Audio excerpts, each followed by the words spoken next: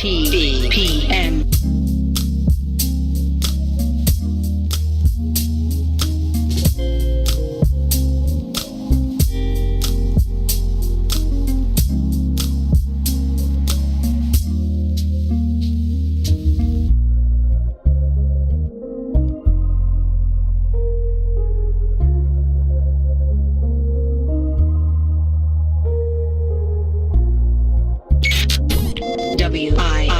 WIFTVPM.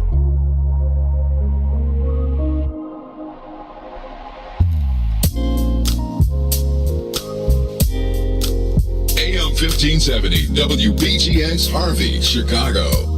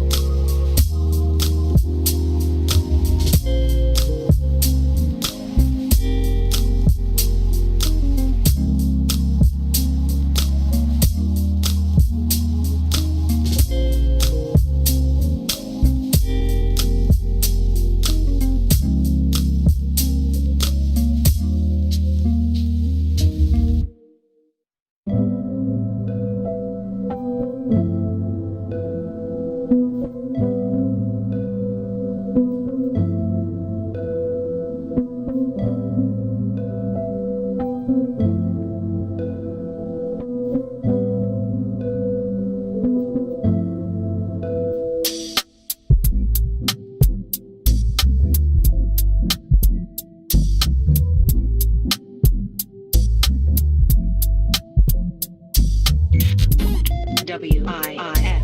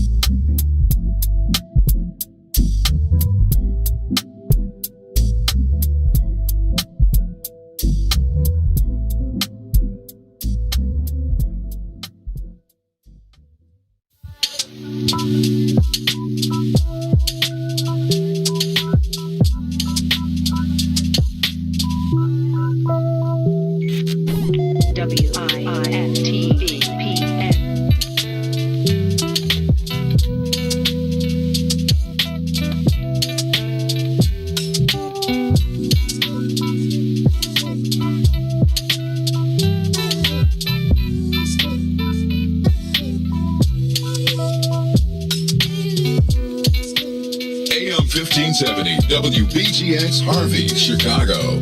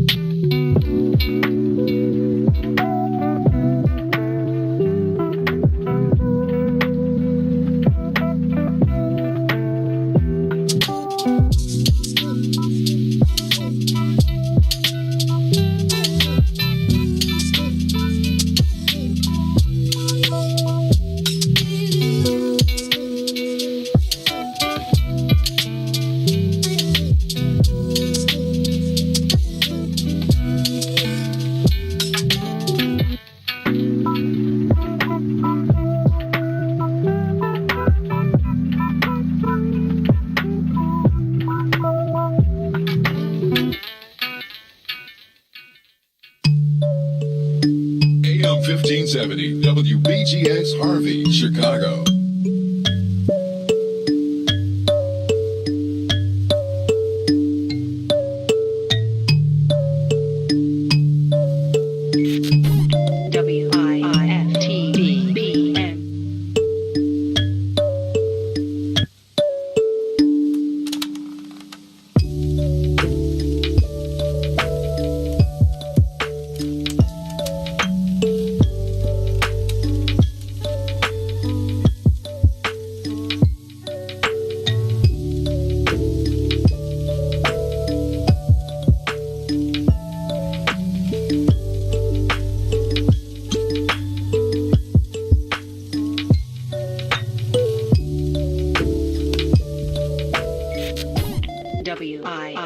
WIFTBPM. The Chicago Legal Network is the collaboration of attorneys that concentrate in many areas of the law most needed in Chicago neighborhoods. The CLN lawyers focus on personal injury, criminal defense, and other issues. The CLN lawyers all average over 20 years of legal experience and are dedicated to helping the Chicago community. The Chicago Legal Network is committed to developing black lawyers through mentorship and co-representation. So if you were injured in a car accident, slip and fall, or injured on the job, or you need assistance with criminal defense, including driving violations and DUI, check out ChicagoLegalNetwork.com for more information or call 773-912-3545. 773-912-3545.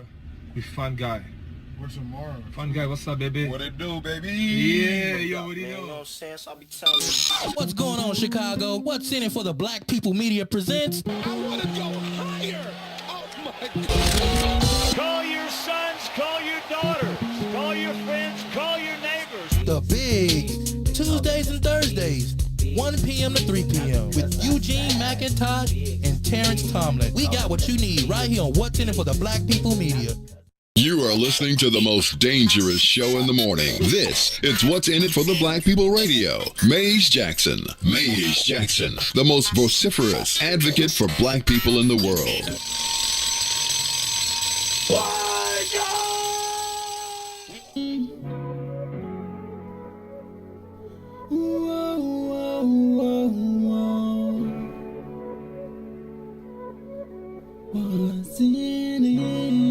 What's in it for the black people? Cause economically we are not equal. Waking up to last, can't doze no more. I told y'all this, that dangerous show. Don't go to church if you ain't trying to help us. Don't even try to be around and can't protect us. We see the lies of the politicians. We need money, no symbolism. It's Maze and Sonia and Ruthie and Todd explaining how we all come from God, giving us tools to beat the odds. If we're united, our movement gon' start. They ain't tryna help us, they ain't tryna do nothing. We gotta do something, we gotta start running. It's time to confront the problem. Really, you expect your oppressor to solve them. What's in it for the black people? All the lies we didn't heard before. Time to pay attention. You gotta do more than listen. Need some action with it. On the count of 3, let's go. Wake up, Chicago! Wake up, world! This is the Maze Jackson Show. I'm your host, Maze Jackson. Got my co-host, Todd Stroger. Todd, I see you repping St. Ignatius for Spirit Week. What's going on, man? Hey, no, that's the place. SICP. I see you. So is that your throwback football? You need a leather helmet, man. Yeah, If you had a this is leather definitely a throwback. That is, you know what? This is way back. That's that's pretty cool. I like that. I got one made similarly to that, but it's a Maze Jack Gorilla. I'm gonna rock that one, and it still fits. Yeah, mine is kind of tight. It ain't tight, Todd. It's fitted. It's fit, Yeah, man. it's fitted. That's right. It came back around, bro. tailored. You know these kids these days wear the super tight, the super tight. So Todd, I don't know how to actually, get in some of that stuff. You know what? I don't either. You know what? The funniest thing is that one commercial where that dude be with that's the pants and he be hilarious. trying to get his phone in his pocket, but they so tight and he can't. Man, but it always had to be a brother. Why I gotta be the brother? That's true. It You know was, what? brother. He gotta be the brother. All right, man. This is the Maze Jackson Show. All right. So Todd, you are repping St. Ignatius for Spirit Week. Today is Yeah. wear your athletic wear, your team gear. I didn't have the kind of money to buy like Blackhawks gear, that kind of stuff. You got to sell a pinky to get that kind of stuff. Oh, there. All right, so look, man, I'm representing with, Ruthie and I talked about it yesterday before we left, and we said we was gonna rock. We both had Blackhawks jerseys. Yeah, the only two black people in the city with Blackhawks jerseys. You're like, come on. Hey, know what? hey, I bet you during the race war we gonna be good though. Okay, Ruthie, you gotta tell your joke though. No! Ruthie, okay, if you don't tell it, I will. Go ahead. All right, so look, Ruthie said, with a black man with a Blackhawks jersey is like a Negro with a broom. You can go anywhere. Listen, I went to school with the white people on the north side. You went to school? Oh, Yeah. that's right. So they had hockey too. tickets. There are certain articles of clothing that can get you access. If I wear all black, look, I go straight to the kitchen.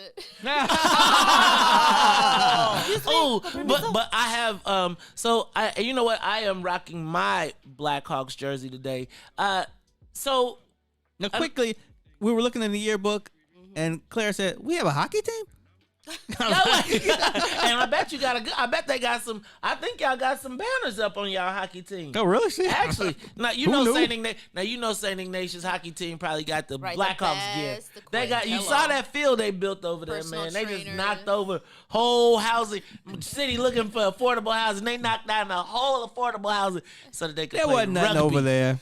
right. That's exactly what they said. And I believe it's a lacrosse field, not rugby. Lacrosse. Get it right, Right. Mace. Lacrosse is where the white people are sending their kids now, Right. instead of football, so they can get a little rough and tumble. So But okay, so check it out. I got a story behind my Blackhawks jersey though. Ah. So during the Blackhawks championships, I was the field director for Governor Pat Quinn, and it was me and a whole bunch of rich white kids, white men's sons, who got their campaign jobs because their dads wanted them to learn the world and get out of the house and go, right? So And you meet a ton of people on the campaign and trail. you meet a ton of people on the campaign. And so I taught them a lot, right? Their dads would be like, you go with Maze, and Maze, take him to the hood. And I'd be like, get out of the car. And they'd be like, I'm not getting up. I remember one time I left them at Edna's. But I left them there for like an hour by themselves. Man, they was screaming when I came back. Like they was like they wanted to come outside, but they was scared. It was hilarious. But anyway, I said that they would watch hockey games and they would come in and I'd be like, there is no black hockey players. The classic joke. And it was during the Blackhawks championship season, and Dustin Byfuglien was on the team. And Dustin Byfuglien, he was the man at one point. He was always good for the winning goal, and it was like he was the champion of the whole joint. The Blackhawks had a black player? See? That's exactly my point. So I felt like you got to understand. So at that point, when I was lobbying. It was right before it was during the time when I was lobbying, right after that. I used to get tickets all the time to games, and nobody, everybody be like, Maze, do you want tickets to the Blackhawks game? Because they knew a black guy was going to be like, nah. I'd be like, Right. Yep. Yes, I'll take them. And so I started going to the games, and I was actually going to the Blackhawks games during the championship runs. I started, like Ruthie said, man, they were great times. So Ruthie said, white people party different, boy. They got like a secret party going on in the United Center every time the Blackhawks play. And I came in there like, are you kidding me? Like, I'm telling you, if you see them play the national anthem at that bad boy, you be like, really? Really? It's like you feel like you got to get in on it, because it's like they got a secret club going on inside, 23,000 white people kicking it. And you go in, and so I bought a jersey, right? And I wanted to represent for Dustin Byfuglien, right? So I bought his number. I was all excited. But then they was like, you could put your own name on it. And you know me. I'm like, well, why the hell I'm going to put Dustin Byfuglien's name on my jersey? So I actually have if you look, it's his number. Jackson. Right? So I'm representing. And also. Is that the Captain C? And it's the Captain C. Yeah. So I added the C to it because I was like, I was going to make the brother the captain. Look, and the white people would stop me and be like, he's not a captain. He isn't. No, they really did. Like, they would be like, oh, yeah. And then they were like, who's Jackson? Right? But I would rock my jersey proudly at the games, and I'd be like, whenever Dustin Byfuglien would do something, it'd get quiet. It would be like, I'd be acting a fool, and people would be like, Who's being in the stadium? Man, it was great. And I had good tickets. So it was Yes, like I was yes. right there. The Yes, white people was like, yes. and so Maze, when you get them tickets again, we gotta go in our hockey gear. I don't get no love like that no more. The I'll Democrats. take you, Ruthie. My dad has See, season tickets. I'm telling you, Oh, that's wow. how Sonia be around this mug with us, cause she like the what's the Queen of the South? we gonna find out. Sonia run the cartel. No, but my dad is Polish. So he's Polish, so he's really about that hockey life. Hey, he Polish. He is. All right, so Ruthie, you got you a hockey jersey on too. Yeah. And I got my Kankakee Letterman jacket. That is your Kankakee. Wait a minute. And what was your school's name? So that's what I'm saying. Like we all The up in here. engines. It was the Chief K. Like it kind of looks similar to the Like the Chief, like ILL. But then they changed it to the letter K. So if you got some old Kankakee High School merch, it has the Native American on it. But if you got the new stuff, it's just a letter. So y'all what was y'all nickname though? The K's, the Kankakee K's. Oh, but Chief K. But it was Chief K. Okay. And Ruthie, I don't know who. Somebody got out of control with the K's. I do agree. you got Don't be a 3-year letterman. Yeah, right. No, I got 3 on the back of here. That's what people was trying to understand. That's what they was saying. Why she got all them K's on the back of her? See, you had to be careful around there with these spots. We got All right, C's, so we got Ruthie, what K's. you lettered in what sports? Softball, basketball, volleyball. I'm an athlete. You're an athlete. Wait until we get the Wiftaba Summer kickball league going. Oh, I can't wait for this kickball league. You laughing, Todd? For Do real? you know how fun kickball? I've been trying to get people to play kickball. You ever play kickball with black people? No. Oh my goodness! At the beach, woo! What black people be at the beach playing kickball? We convened a group, and it was the most fun thing ever. Did you play on the sand? On the sand. Oh, with the Oh bases. my God! I'm too old for that. No, Sorry. you're not. That's what makes it fun. It's fun. kickball, It's Ty. fun. It was It's so much kickball. fun. You gotta kick and run. You can On a jog hot if you sand. kick good. You can jog, man. Man, now is it kickball where you can get hit with the ball on the way to That's the the base? only way. But sometimes you say no headshots. Right, no headshots. Yeah, I am too pretty And, for and that. we're little. We're short. That's my Muhammad Hey, Ali you know I'm moment. still suffering from my injury at the ice rink when I fell and fractured my leg. So my gosh. I can only do so much. Okay, so you can get you a pinch runner. That's Ty, you good. could just be the pitcher then. Yeah, you can roll it. man. Universal Oh, pitcher. catcher. Oh, yeah, that's Universal cool. pitcher. Yeah, I remember that role. Are we ever gonna even be able to play? Are we gonna have Here to you defy go, the Maze. governor? Gotta could be bring 6 up feet the away. pandemic. Yeah, he was like, okay. Yeah. Not according to the governor. We're gonna talk about that too. Sonia, how you feeling? Look at you, feeling good. bared out, bared down. Bared down. Sonia to her socks. I bet you. I didn't even want to ask about your draws, but I know Yeah. you all the way.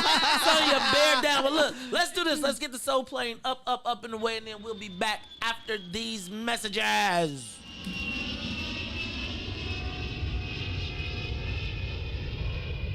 The Maze Jackson Show will be back after this break. The Chicago Legal Network is the collaboration of attorneys that concentrate in many areas of the law most needed in Chicago neighborhoods. The CLN lawyers focus on personal injury, criminal defense, and other issues. The CLN lawyers all average over 20 years of legal experience and are dedicated to helping the Chicago community. The Chicago Legal Network is committed to developing black lawyers through mentorship and co-representation. So if you were injured in a car accident, slip and fall, or injured on the job, or you need assistance with criminal defense, including driving violations and DUI, check out ChicagoLegalNetwork.com for more information or call 773-912-3545. 773-912-3545. Shop at Black-owned and operated Solo Beauty, where you are appreciated and respected. Located at 8158 South Cottage Grove, Solo Beauty can supply all of your black hair care needs. Solo Beauty is open from 11 a.m. to 8 p.m., Tuesday through Saturday. Maze Jackson. If you could make up a social media holiday, what would it be? Randy said National Don't Let No One Put You Down Day. No one. What you gonna do? So when they say something crazy, you slap them? Be like May said. Remy said a Jukathon Day. Man, we about 60 years old. I be done had a heart You attack. gotta get your heart rate up. Okay, not that far. All right, Mario said my favorite one. My friends and I do what we call National Call Off from Work Day. As a business owner, I don't. You don't like that, yeah. I don't like that. Because I'm the boss of this family. We got Marcus Garvey Day from Remy too. Oh, Marcus Garvey Day. All right, what will we do on Marcus Garvey Day? Call off from work. I'm going to need you to go ahead and come in tomorrow. That would be great. Okay? Yeah, right. Every black holiday has something to do with calling off from work. All right. You're cool. And you, I'm out. How about National Join a Positive Black Organization Day? Because I don't want to be recruiting. I don't want to be recruiting and the brothers be like, thank you. Thank you. How about National Tell White People the Truth Day? Tell them how you really feel. You can't handle the truth. Why don't we call that National Black People Get Locked Up Day? I'm going to tell them there's an African-American man threatening my life. Hello. The most dangerous show in the morning. WIFTBPM. I think that the black community is starting to realize the mayor may not necessarily be an ally just because she is black. Live from What's in It for the Black Media Studio. Our representatives don't necessarily get a pass just because they're black. We've got a challenge in the black part of Chicago of holding black politicians accountable. You're listening to The Maze Jackson Show. This is Chicago, so I understand the Chicago way. I ask every day what's in it for the black people. With Maze Jackson. Come on, y'all.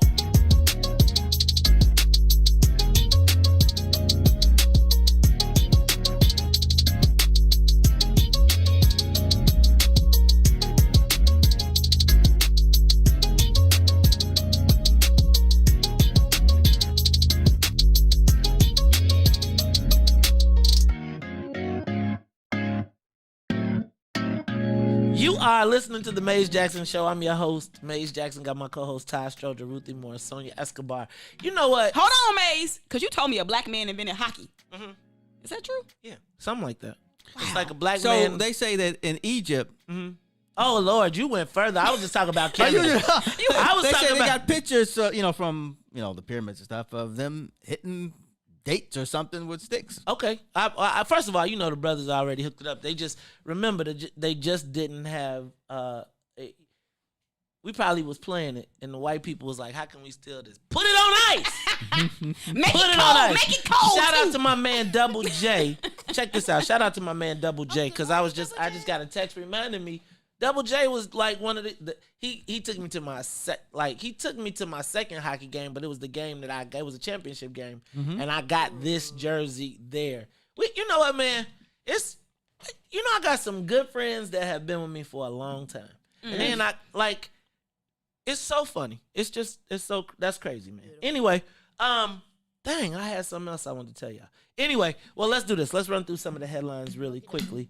Tonight, City So Real. Ruthie, you better watch. I'm gonna watch. It's 5 hours, 5 uninterrupted hours of the Chicago mayoral election 2019, as well as a year later, where they cover the aftermath of Mayor Lori Lightfoot's election post George Floyd. I'm recording the series, so I can't screw it up. Okay, good. And if you don't check it tonight, which you should check it tonight because it's going to be on Nat Geo. Now, I'm going to get all the Nat Geo numbers for y'all. Yeah. So we can read them off. So if you got DirecTV, Comcast, I don't want to hear nothing. It's 12:45 on, what do I have? Xfinity? You got Xfinity? Oh, I don't got Xfinity. I got DirecTV. So I'm going to give you a list. We're going to get a list of all of them, and we'll read them off to you. But check out City So Real tonight. Ruthie Moore, they had you in the little desk, though. Remember you had the little chair? It's like it was kind of funny, but it's like I'm super excited for all of us. Todd, man, I really wish that you was in it too, because it really would have been the whole like the everything. I tried to get him to come back. Man. Maze, really you did. got to give 2 weeks notice, man. They didn't give you 2 weeks back though. They were like, "You want to go?" Bye.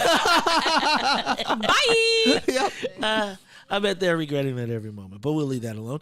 Shout out to everybody at Windy City Live. If you checked out yesterday, shout out to my girl, Val Warner. She gave us a big shout, a big plug for What's in It for the Black People Media. Even got to, podcast opportunities growing right here. If you are a podcaster, you got good ideas, you probably need to hit up my man, Herb Howard or Sonia Escobar, because we are trying to fill out the rest of the lineup. Coming, we got some more shows coming this year. Now we already got Saturday. Don't forget we got the kickoff kickback on Sunday. Man, I'm gonna tell you, Ruthie, why you smiling? It was really good, even though we talked about football. So it was real. I mean, it was some really good analysis. I was thoroughly impressed. So adding Herb with the bigs was just like football mixed with culture. like from a black man's perspective. I'm just telling you, it was really Man, good. I could have done that show because my fantasy team just got whopped. I was like, what? No, the then hell? you really couldn't have. It You was probably should have no watched. fun. Well, I'm gonna tell you what we got fantasy. We got they do it. You know, this FanDuel thing is really crazy. Everybody is now on their phone. So you know, Gene is not the best fantasy guy, but he is all over the sports. You know, he's all over the sports lines and all of that good stuff.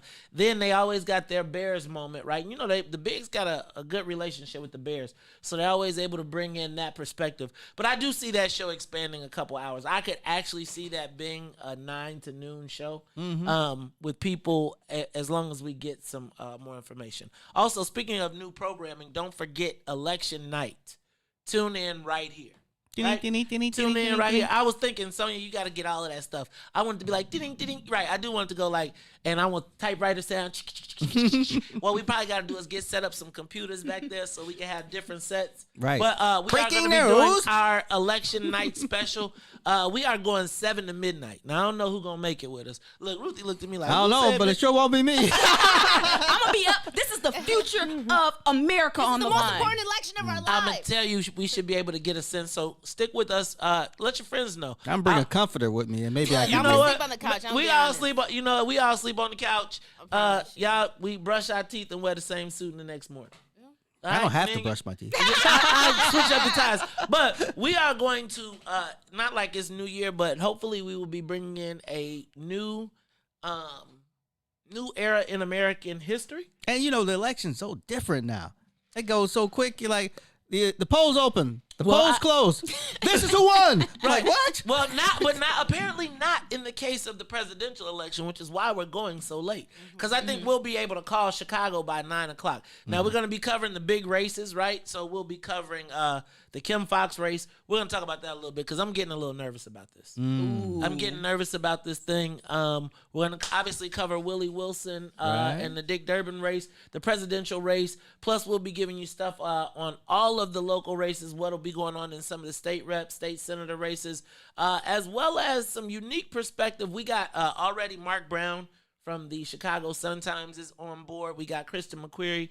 She's on board from the editor of the Chicago Tribune. So we're lining up guests. If there's people you want to see, let us know.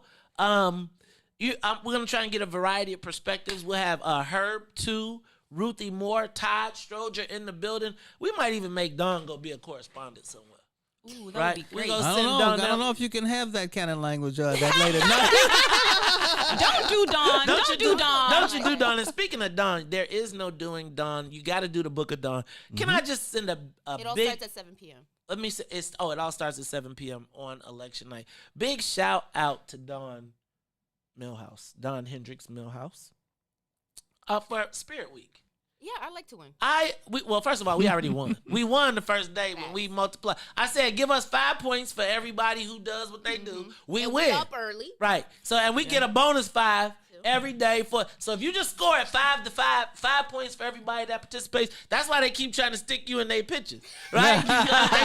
They know just the sheer math of us all participating means we win. But I just want to shout out to Dawn, who has taken up with the media, like a big sister in the joint. Culture. Right? She is helping to build the culture of the dig. And you see everybody participate. I love the fact that, like, even Curmudgeon 2. Like, 2 is a curmudgeon, and I'd be like, 2 be... Yeah, dog, give me my shirt. You had the shirt. You know you want to wear the shirt, man. Then they going to have a whole photo shoot. Y'all check out everybody's pictures on Instagram, too. We got the, check out With the Butt Media on Instagram as well, y'all. We going to try and pick up that Instagram, too. Spirit Day. Do we get liquor to drink, Spirit? Not. Well, on Fridays we can stop by Kimbark and see if we can get, you know what? We also need some sponsors for election night. Like, I want some food. And no drinking. We cannot drink on air unless it's gonna be a toast at the end of the night. Right. You mean like not on air? Like I can just go off the camera? No, because you're gonna come back and be like, oh. I think Willie won. Well, he was wrong. Willie should have won. Fake news. That might be interesting. Hey, Maze, that would be Rare form. funny. Yeah. We Ruth should would be like, "Where's my key jacket?" We'll be back. We're going to finish this up, and then we're going to get to the social media question of the day. The Maze Jackson Show will be back after this break. WIFTBPM. Hi, I'm Dr. Willie Wilson, and I'm running for U.S. Senator for the state of Illinois. I will never give up on inclusion and equality, prison reform, reduced property taxes, and economic opportunity for all. I want to get to know your neighborhood and the problems that you face every day. And I want to serve every man, woman, and child in the state of Illinois. A vote for me is a vote for you. Paid for by Willie Wilson for Senate 2020. And you can tell them, May said, we want to know what's in it for the black people. Boys, step aside. The Radio Rookie is in the building. The Book of Dawn, Monday through Friday, 9 a.m. to 11 a.m. on What's in It for the Black People Media. Hi, I'm Dr. Willie Wilson, and I'm running for U.S. Senator for the state of Illinois. I will never give up on inclusion and equality, prison reform, reduced property taxes, and economic opportunity for all.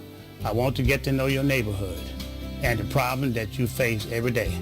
And I want to serve every man, woman, and child in the state of Illinois.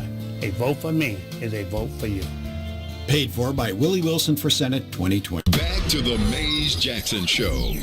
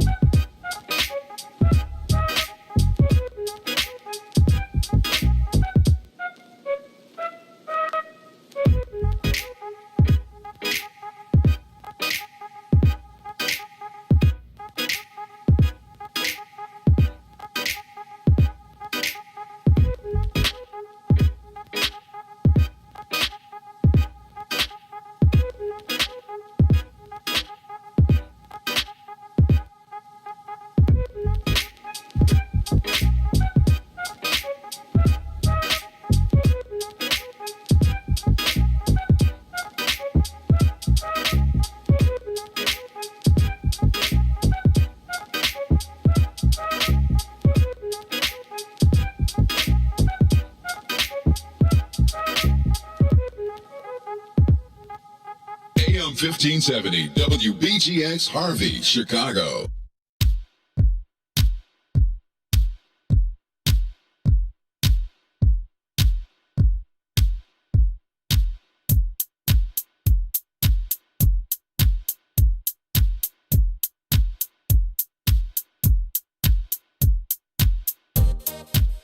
What's in it for the black people? What's in it? What's in it for the black people? I'm in it. What's in it for the black people? What's in it? What's in it for the black people? I'm in it. For the black people.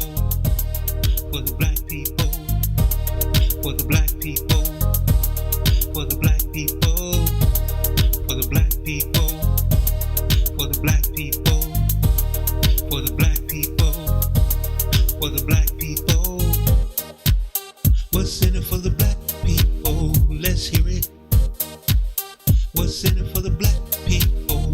Don't fear it. What's in it for the black people? Let's hear it. What's in it for the black people? Don't fear it. For the black people, for the black people. For the black people, for the black people, for the black people, for the black people, for the black people, for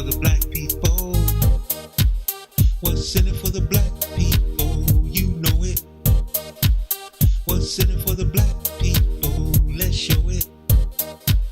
What's in it for the black people? You know it. What's in it for the black people? Let's show it. For the black people. For the black people. For the black people. For the black people. For the black people. For the black people. For the black people. For the black people. For the black people. For the black people. For the black people. For the black people. For the black people. For the black people. For the black people. For the black people.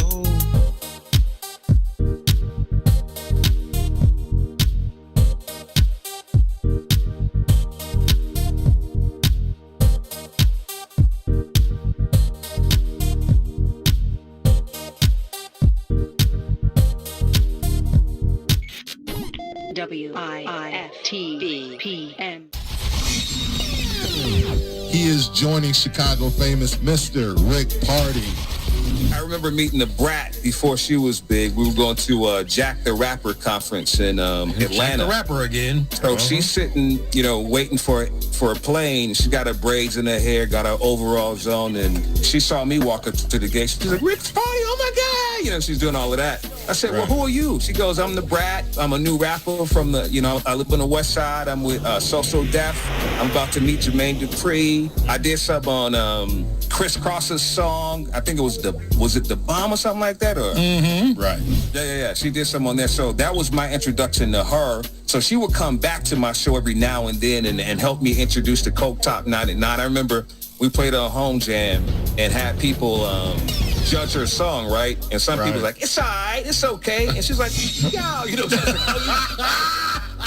Wow. Straight West Side, man. It was crazy. Straight West Side. Yeah, so. Chicago famous, 3 to 6, Monday through Friday, right here on What's in It for the Black People Media. Hey y'all, this is Salim Muwakil from Muwakil's World. In case you missed the last discussion, this is what you missed. There was a time when there was a large-scale mythology that African people had no endurance. We were only good for sprinting. Right. And that was our forte. Other than that, we were useless in marathon races. Establishing your patrimony on the land. If you bury the dead, that means that this land is forever in your family. Who are our ancestors, really? We are the living ancestors to a whole genealogical line going back hundreds of thousands, millions of years that we carry within us living today. Everyone who preceded us. However, that conception took place, whether it was violently, with rape, or whatever the case, but we are them living today. That's why it's important to understand our capacity, man. Our capacity is unlimited. We have unlimited potential. Absolutely. So make sure you tune in Monday, Wednesday, and Friday from 11 to 1 p.m. on What's in It for the Black People Media. Back to the Maze Jackson Show.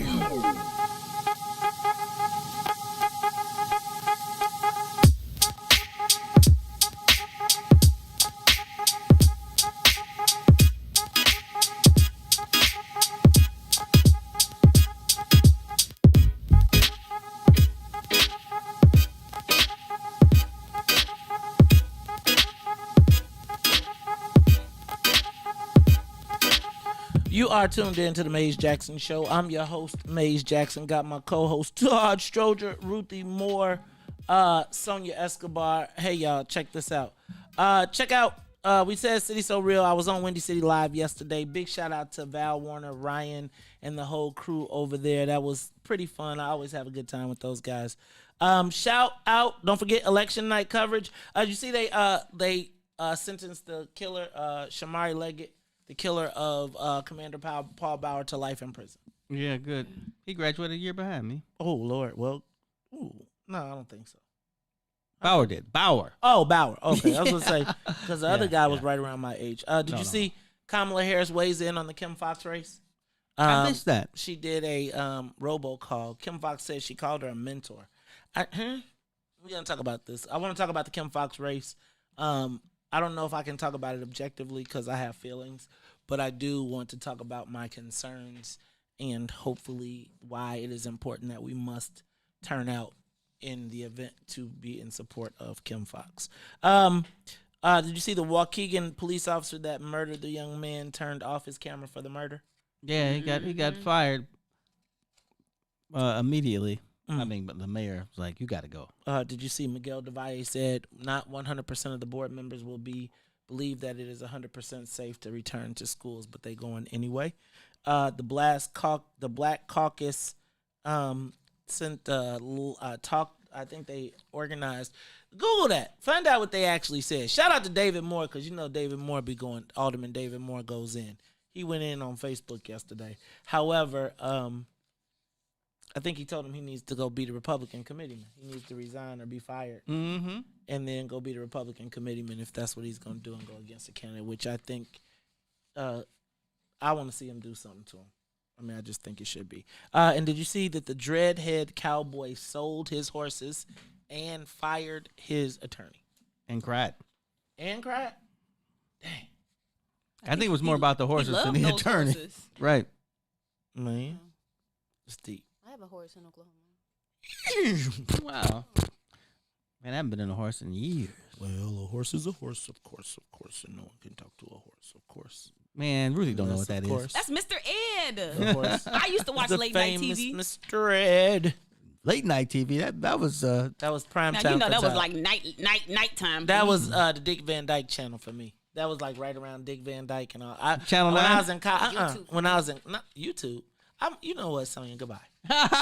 No, I used to watch it on when I was in college. I used to watch all of those shows because in college I used to stay up like late at night watching all of the black and white stuff. That was on. Was it Nickelodeon? Mm-hmm. Nick at Night. Nick at Night. Nick at Night was good, man. That's funny. I watched MTV late in college. I was like, wow, this is amazing. I want my MTV. You know, Sting says his children call him Sting. His wife and his children. Hey, Sting. Man, you called your parents by their first name in my Oh, eyes. wow. You'll get stung. Yeah, you get stung. Pow! Sting. That stings. Yes. All right. Check this one out. I'm going to go to the social media question of the day. I was pondering this as I was thinking about this election.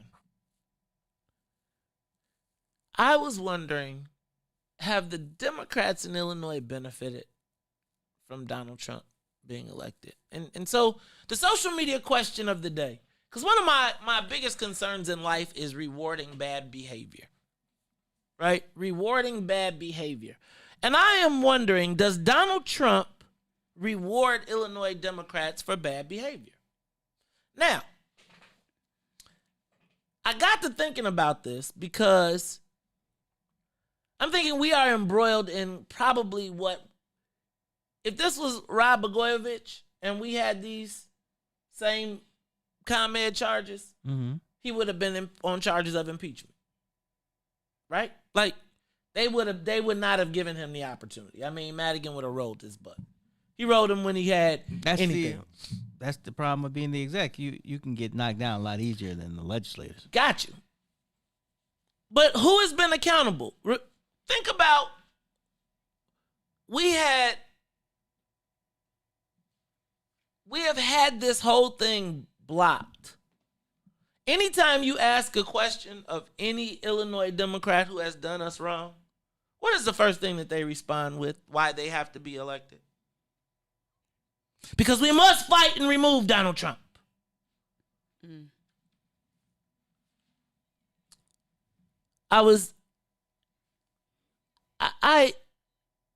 then I thought about Bruce Rauner, right? We all agree he was a horrible governor. But he gave the Democrats the ability to raise the money. Because, I mean, he changed the way fundraising was done. And it gave Madigan essentially way more power. It then allowed Democrats to build, spend, tax, everything. Everything that they did the first 4 years was to blame the unwinding from Bruce Rauner. And I really am starting to ask, who is our real enemy? Like right now,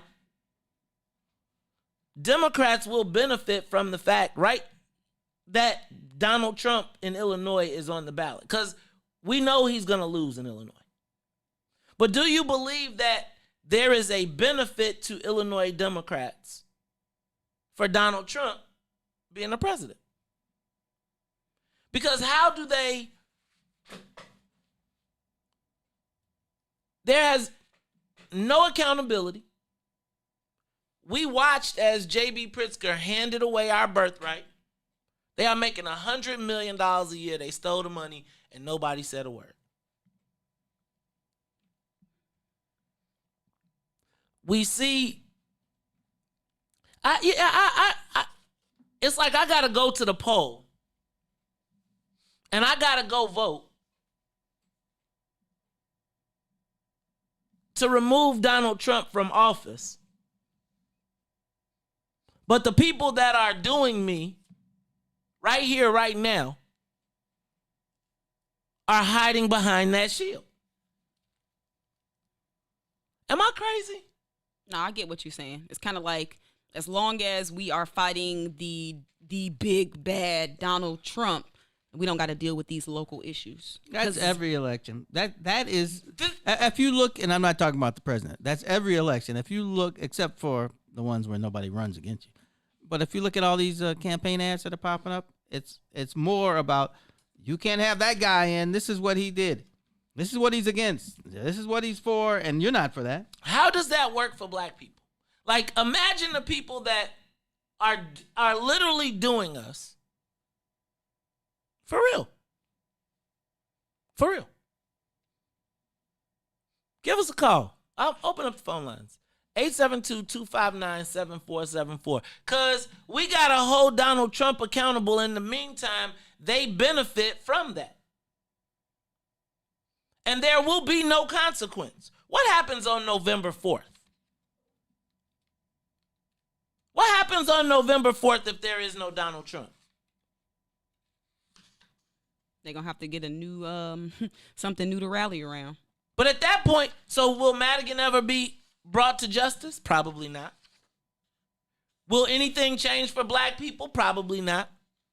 Well, if you're waiting for justice in the House, I mean, I always say, if you wait for the people who write the rules to send themselves to jail, then that ain't never happening. It's the Maze Jackson Show. We'll be back. The Maze Jackson Show will be back after this break. Introducing your trusted source for high-quality black emojis, better known as Blackmoji. We believe black is beautiful, and that beauty should be reflected in the digital market. Now there is an app that does just that, starting with Black Greek letter organizations. Blackmoji D9 offers more than an emoji app. It is a cultural experience of black excellence. Download the app in the Apple or Google Play Store to access a specially curated catalog of emojis representing the Divine Nine. Use the emojis to celebrate Black Greek events, acknowledge current events, support social causes, and learn about esteemed Black Greek members who blaze the trail of Black history. A portion of every subscription goes toward a scholarship fund specifically for members of Black Greek letter organizations to help keep the legacy alive. Download the Blackmoji app today. Hi, I'm Dr. Willie Wilson. So many politicians are bought by special interests and major corporations instead of the citizens who elected them. I would not be bought. I would finance my own campaign in good faith to the voters of Illinois and promise to serve with integrity at all times. I'm asking for your support as I run for U.S. Senator in 2020. Paid for by Willie Wilson for Senate 2020. Boys, step aside. The Radio Rookie is in the building. The Book of Dawn, Monday through Friday, 9 a.m. to 11 a.m. on What's In It for the Black People Media. The birthday line is, easily, or the birthday bash, whatever you want to call it. Our hit record. That's our hit record. That's our hit record. That's our one. That's my girl. That's my girl by the Temptations. Like no matter where we go, we got to do that. Ready to go down? Yes, we are. Come on, who's on that birthday line? It's Mandy and Amy. And how old are on this day? Go ahead. It's your birthday. Go ahead. Definitely let out twins. Where y'all from? Where y'all from? Bad boy, gotta say bye-bye. Ida B. From WGX. That's 3 down. Old Bill on the projects. show called. It's your birthday. Go. Question. Hey, she doing the question. No more to go. With the show called It's Your Birthday. Hey, look at Flavor.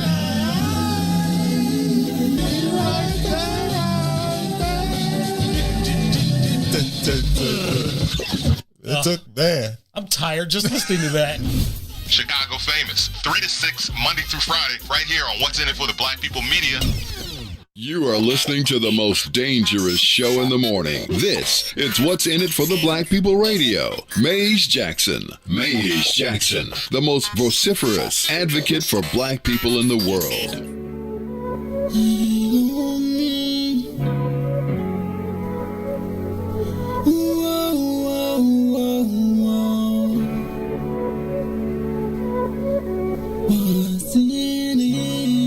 What's in it for the black people? Cause economically we are not equal. Waking up to lies, can't doze no more. I told y'all this, that dangerous show. Don't go to church if you ain't trying to help us. Don't even try to be around and can't protect us. We see the lies of the politicians. We need money, no symbolism. It's Maze and Sonia and Ruthie and Todd explaining how we all come from God, giving us tools to beat the odds. If we're united, our movement gon' start. They ain't tryna help us, they ain't tryna do nothing. We gotta do something, we gotta stop running. It's time to confront the problem. Really, you expect your oppressor to solve us. What's in it for the black people? All the lies we didn't heard before. Time to pay attention, you gotta do more than listen. Need some action with it on the count of 3. Let's go. You are listening to the Maze Jackson Show. I'm your host, Maze Jackson. Got my co-host, Todd Stroger, Sonia Escobar, Ruthie Moore. So I guess, you know, I always feel like the Democrats have an excuse for why they don't have to do anything positive for black people. Just wait. Right, and it's I'm tired of the devil theory. And I was just thinking, I cannot remember when we read from Politico in the and one of the state senators, black state senators who had led the Black Caucus, said that they had just looked at the record and couldn't believe that nothing had changed in 10 years. And at the same time, that same institution is going to be protected, and they're going to, on the day after the election, everybody gets to go back and be like, what happened? I honestly, y'all, I'm not for Donald Trump. I am for the people that are sticking me personally, like sticking us. I mean, think about our leadership tells us nothing has changed in 10 years, and then we read about all these white boys that just got rich in the same 10-year period that they said nothing changed. We watched these white boys recycle the richness from a multi-billion-dollar public utility that we all use from. So they took from all of us.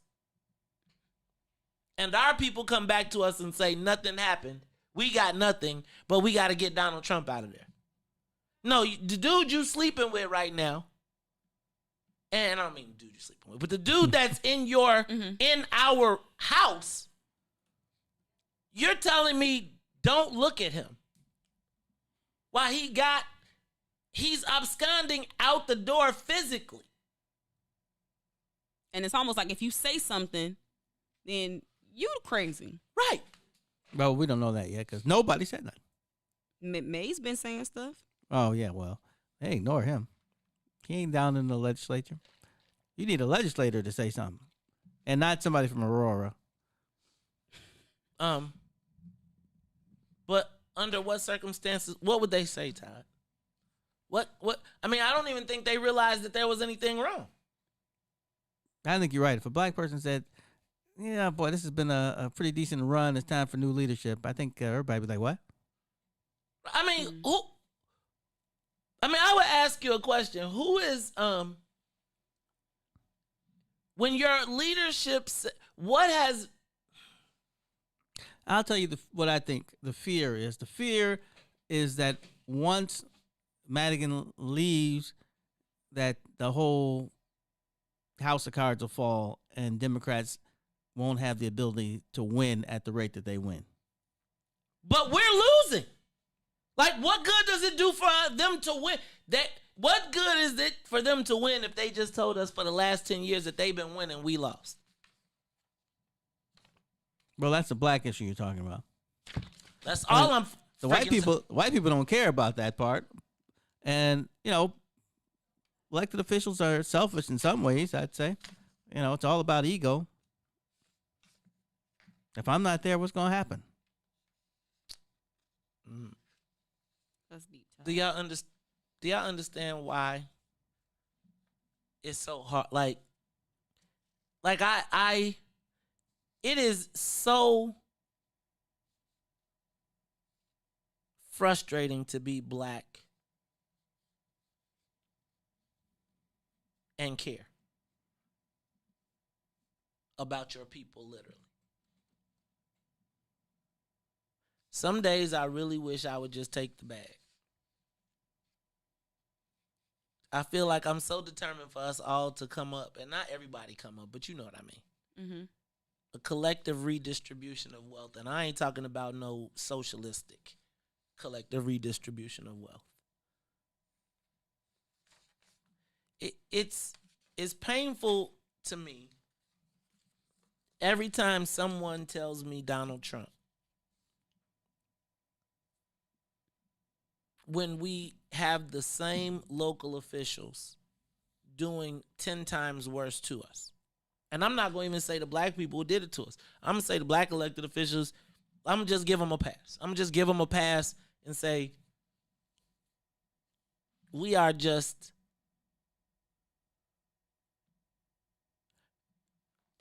it really is why I have such a hard time trying to justify doing anything that helps these people.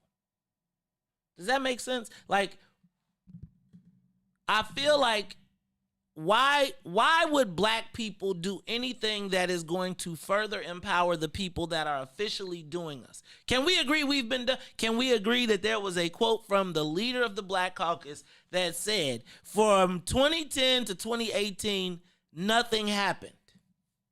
And then cannabis came and nothing happened for black people. So that's essentially a decade of no progress, in which at the same time we read how the magic lobbyist list of 20 white people probably got richer than the whole entire black community. Think about that. Say that again, Mace. That the magic lobbyist list of Madigans probably got richer than the entire black community, wealth-wise, in the same 10 years. 20 people probably did better than all of us, collectively. And those are the same people sending me mail, telling me I got to get Donald Trump out of office.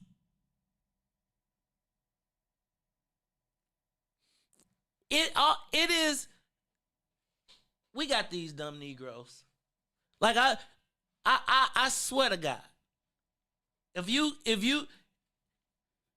they put the same emphasis on rooting out corruption and rooting out the people that are hurting us in Illinois that they try to sell us on Washington, D.C., I'd be all in. What's the story in the Bible? You try to pick the splinter out of my eye instead of ignoring the plank in yours? Mm-hmm. And it's right. And you're right. They ignore Mays, but they really ignore us to their benefit. Like, there's no collective. You haven't seen anybody black say, no, wait, hold it. That's a lie. the Maze Jackson Show. We'll be back. The Maze Jackson Show will be back after this break. The Chicago Legal Network is the collaboration of attorneys that concentrate in many areas of the law most needed in Chicago neighborhoods. The CLN lawyers focus on personal injury, criminal defense, and other issues. The CLN lawyers all average over 20 years of legal experience and are dedicated to helping the Chicago community. The Chicago Legal Network is committed to developing black lawyers through mentorship and co-representation. So if you were injured in a car accident, slip and fall, or injured on the job, or you need assistance with criminal defense, including driving violations and DUI, check out chicagolegalnetwork.com for more information. Or call 773-912-3545. 773-912-3545. Call in and say it with your chest. 872-259-7474. That's 872-259-7474. Give us a call and say it with your chest. 872-259-7474. Hang out with Chicago famous Mike Love and Diz 3 to 6 p.m. right here on What's In It for the Black People Media live on the Maze Jackson page. So shout out to Chicago famous. They did their thing. They did a phenomenal job. Those brothers, listen, radio legends, right? And you come in and you're used to doing things one way and trying to flip it and do it another way. They handled it seamlessly, man. So shout out to Mike Love and Diz for holding it down as they always have done. Welcome to the What's In It for the Black People Media family. Good luck at achieving number 2 status for the second best show on What's In It for the Black People Media, because number 1 is and always will be, I said what I said. Always remember, if you ain't first, you're last. Whenever I play, I want to play to win. I don't see no purpose in playing. You play to win the game. What's the word? In the famous Can word. you beat my ass though? Can you whoop my ass though? It's really that simple. I don't plan on getting my ass whooped. Hey, yo, wait a minute. Hey. Chicago famous ain't whoop my ass. And Chicago we famous not here for no ass whoop. Hey, yo, what's your problem, man? Y'all are brothers. You're supposed to be fighting each other. We ain't here for no ass whoop. That's not what we here for. We're not here for no ass whoop. It's not what we here for. Not at all. What's up, good people? You're listening to I Said What I Said with Tucson Warner and Herb Howard live on What's In It for the Black People Media, Monday, Wednesday, Friday, 1 p.m. to 3 p.m. Back to the Maze Jackson Show.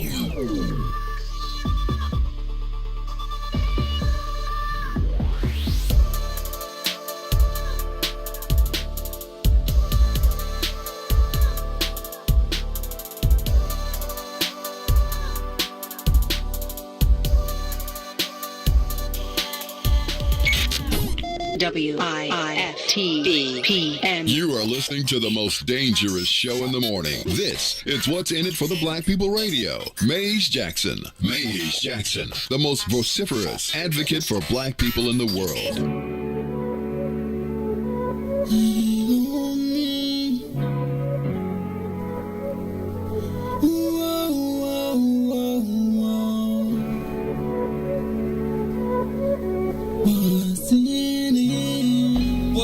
For the black people, cause economically we are not equal. Waking up to lies, can't doze no more. I told y'all this, that dangerous show. Don't go to church if you ain't trying to help us. Don't even try to be around and can't protect us. We see the lies of the politicians. We need money, no symbolism. It's Maze, and Sonia, and Ruthie, and Todd. Come from God to beat the odds. If we united, our movement gon' start. They ain't tryna help us, they ain't tryna do nothing. We gotta do something, we gotta stop running. It's time to confront the problem. Really, you expect your oppressor to solve us. What's in it for the black people? All the lies we didn't heard before. Time to pay attention, you gotta do more than listen. Some action with it on the count of 3. Let's go. You are listening to the Maze Jackson Show. I'm your host, Maze Jackson. Got my co-host, Todd Stroger, Miss Ruthie Moore, as well as Sonia Escobar. Hey, y'all, it is Spirit Week.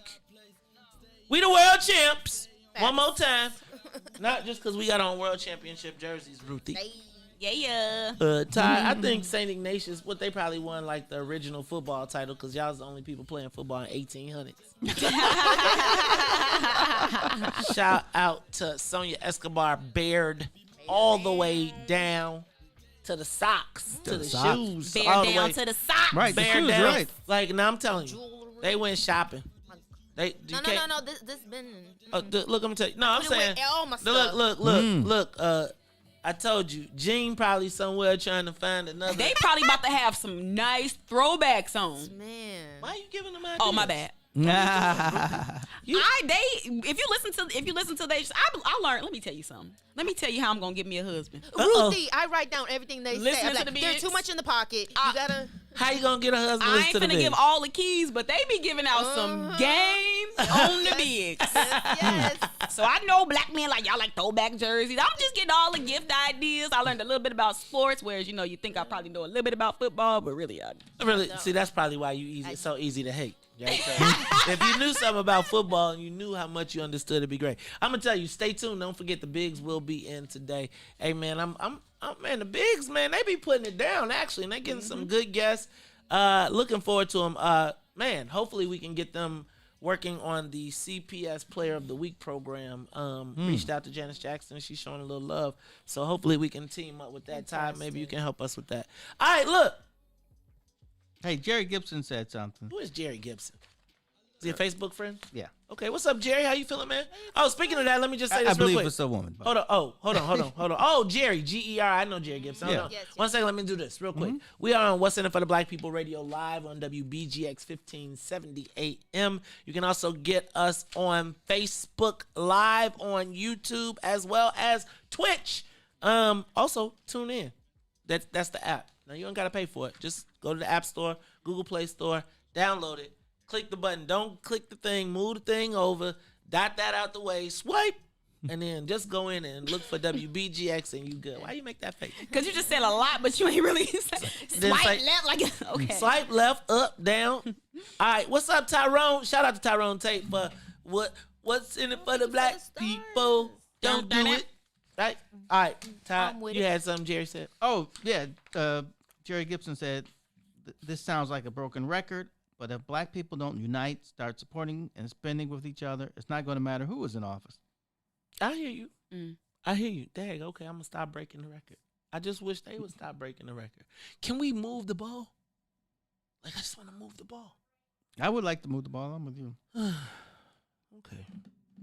After the pandemic? No. I'm thinking that after the overall Democratic Party, once they can't say Trump, we got to get Trump out. We can't focus on nothing else. Trump. Then I think people will be able to be like, okay, what's now? Now what's the excuse? What's the impeachment? No, I'm with Maze. There's always something going on. So what's gonna be the next thing they're gonna have to rectify what Trump did? Well, there's going to be an election no matter who the president is. I mean, not election, but there's going to be a session in the General Assembly no matter who the president is. And everybody's Democrat. So we can't take your eye off the ball. All politics is local. So, but I always feel like so as a lifelong Democrat, right? I feel like I was born with a D on. And it's starting to look like a dumbass. Right? So I was with a dunce cap, right? Not me. So I'm born with that D, and I always feel like from understanding, like when the first election I really remember is like Bush. But then it's always like, I always feel like they want the Democrats, particularly the black Democrats, to wait. Like, it was like, okay, let's get Obama in at all costs, first black man. Then we gonna get y'all something, just wait. Just get him in and then just wait. And then it was like with Trump and Hillary, it was like, let's just get Hillary in and just wait. We got y'all. And now we're here. It's like, we got to get Trump out. Just wait, y'all. So, well, you didn't get Hillary in, so you no, shouldn't expect nothing to happen. Listen, I'm a Bernie supporter. So we can talk about that. You didn't get him in either then. We can talk about that's a whole nother thing. But I felt like me and a whole bunch of other people kind of knew that Hillary didn't really, and you could say she won the popular vote, but people were not excited about Hillary. She doesn't have that kind of a personality. But people were excited about Bernie. And yeah, I know but not enough of them, obviously. So, no, actually, I feel like enough were, but the Democratic Party kind of, did a little maneuvering, but, No, the structure is what it is. Now, you may hate the structure, which basically says that there are a lot of elected officials who have a say compared to the vote. But, I mean, things can change. It's not like things can change. It's never been. It hasn't been like this all the time. Mm-hmm. The structure has changed. Reverend Jackson forced some changes in how this whole primary thing was done. So, changes can happen. Something that I would like to focus on election night is civic education. And just having an understanding of how, civic education and local politics and the electoral college and the popular vote, I would really like to focus in on that, because I think that's kind of what be messing us up. Just a lack of understanding of how these numbers translates, into votes and voting blocks and policy and things like that. For a lack of knowledge, our people shall perish. You know that. So, but it's all about that. I mean, this whole thing where we talk about sports and all this, and everybody's hoping their son can be a football and a basketball player. What happened to hoping my son goes to college and graduates? What happened to that? Well, I think that hope went out the window when the cost of education ballooned. Shoot, if that's going to stop you, man, you can't let nothing stop you. That's my dad talking. Can't let nothing stop you. Can't let nothing stop you. If you're going to decide that the race is over before you actually get to the starting line, then you ain't gonna be right. Yeah, right. You are going. You're going to be right. Well, one thing I found interesting is I was in the youth civic education sphere for a few years. And when I tell you that youth civic education, what they teach ain't nothing. Are you Jamaican? You got about 80 jobs you talk about, and you only this old. Saving the children. but it's so interesting the way that civic education is taught versus how that translates. Right. I mean, it's a difference, and I'm wondering if we really want to revolutionize and reshape civic education here in Illinois, we got to talk about the way the Democratic Party has a stranglehold. And I have never heard anybody talk about that in civic education. You know what the problem is, Ruthie, and I've heard people say this kind of stuff. You expect outsiders to help you do what you need to do so you can be on the same footing with them. We ain't gonna do that ever. If we, as Ms. Gibson said, if we don't get our stuff together and work through us, nothing's gonna happen. Can I? Keenan Thompson said, ain't nothing gonna happen. Ain't nothing gonna happen. Can I suggest? Could we do this? Could we pick one? One what? Could we pick one person? One. And I mean, one person, and just be like, okay, this is the race that we're all we ain't investing in nothing else. Mm-hmm. Every black person that has 1 hour to volunteer, I don't care what it is, we are going to take one of our own. And we can take one of our own because we're going to replace them with one of our own. Mm-hmm. And then say, who wants to be next? Because, see, I feel like once you take somebody, the only person that has ever really taken somebody out, realistically in the last time I remember somebody taking somebody out was Milt Patterson? Milt Patterson taking out Charles Yo Moore? Boy. That was the last time I saw a black conspiracy to take someone out. Everything else has been a peaceful transfer of power. That's probably right. Right? And that was the last time that I remember there being a power base. Now, that was when Terry had his crew. Right. Right? But there is no black crew anymore. There is no black power base of political power. There is nothing. Doesn't seem like. There is nothing to be feared. There is no created entity. There is no institution that says if you cross us, you pay. Mm-hmm. How do we get there? Unity in some way, shape, or form. I think that's the answer, is how do we unify each other? Could we put together, I'm going to tell you like this. We could I bet you if we had 50 volunteers, if you had 50 dedicated volunteers, you really only need 20. Mm-hmm. Really only need 10, actually. Mm-hmm. But if you had 50 people that said this next race we need to pick one person in every race. One person. You know what I was thinking about? What? I know I'm about to go out here. Y'all gonna get mad at me. I'm gonna get in trouble. But this is what I was thinking. Remember how we got jacked on the Metropolitan Water Reclamation race?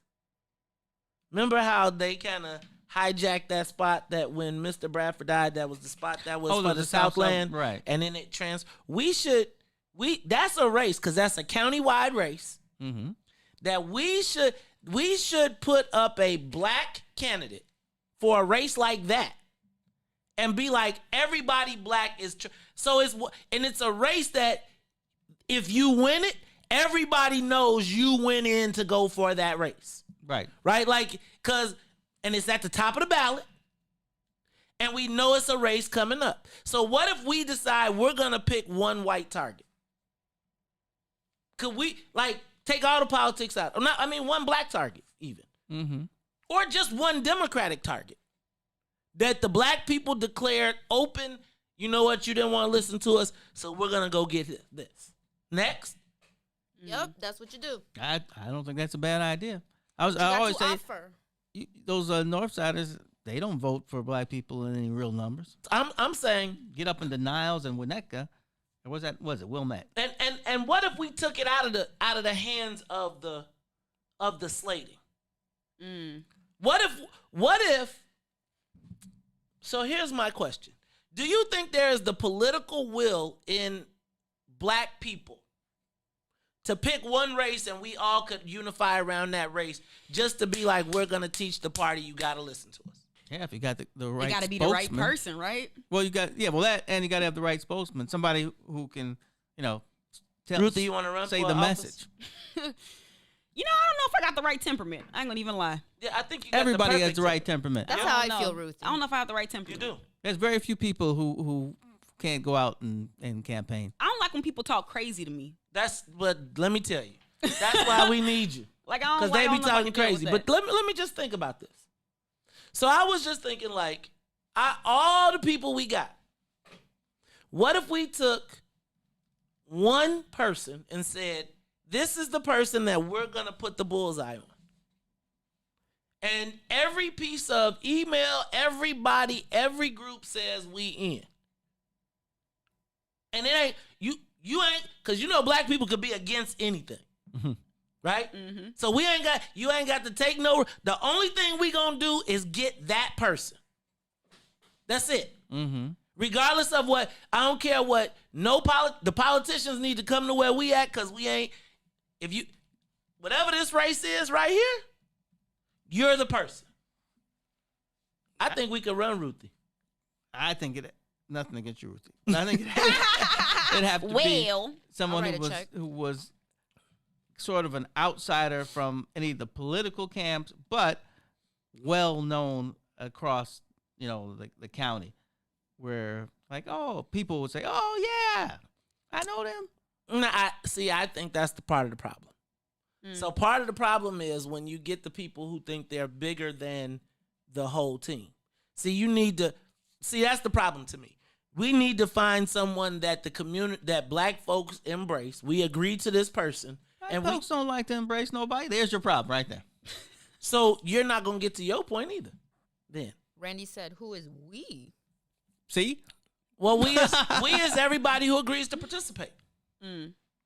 Like everybody who agrees to participate. So if there's 80 townships, there's 50 wards and 30 townships. Mm-hmm. If we got 80 people, one person that say I'm volunteering, then that person has an 80-person organization to start with. I'm just saying it is, because they're going to tell us Trump, Madigan is already thinking about what the next plan is. He's already thinking about now once we get past this, what's next so that I can instill the power. Because I'm just suggesting that there is a solution in this. Because could you imagine that if the people that were running knew that there was a counterbalance to being endorsed by the party? What is the benefit of being endorsed by the party if Brendan Riley can write a check and you gotta go? So imagine you're a Democrat and you gotta go present your credentials in front of the dude that wrote the check to the Republican. What does that look like? Right. How are you sitting in the meeting? You just wrote against the black woman and all these black women sitting here. Now let a black man do that. Let that have been a black man. Let it. God, it's been falling apart forever, though. That Democratic Party thing. So let's kick it. The unity thing. The unity ain't fell apart no. The unity has not fallen apart for the black people. The black people still march in line. Did the black people push the ticket just like that, except for when it's a black person that they don't like? Again, I've seen it personally, right? I don't like him, so Brendan. Right? So here's my point. So now, not only do you have to kiss his butt inside of the democratic slating process, then you got to go out and you got to go prove you're a Republican too? Like when you come to us, who's at the ward organization meeting when you go to meet? The Republican Party?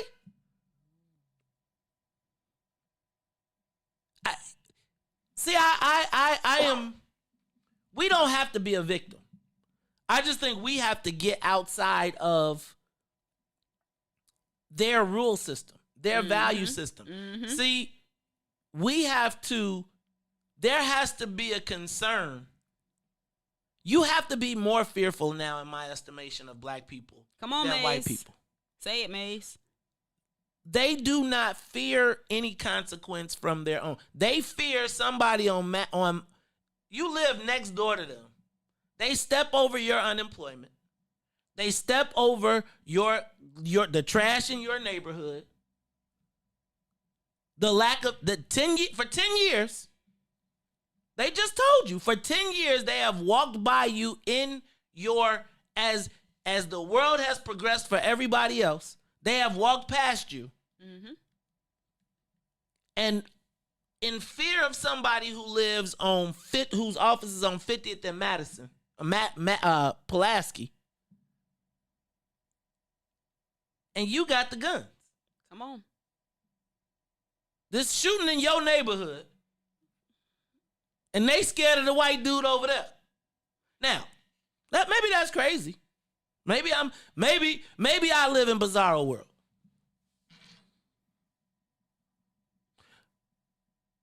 But this is what I talk about when I say we got to have guided missiles instead of Scud missiles. Now, am I encouraging violence? No, that's not what I'm doing. What I'm suggesting is they might be encouraging violence in our neighborhoods by ignoring the challenges that we have. Absolutely. So for 10 years, if you know that nothing has happened, what is your role in that? Donald Trump was president for 4.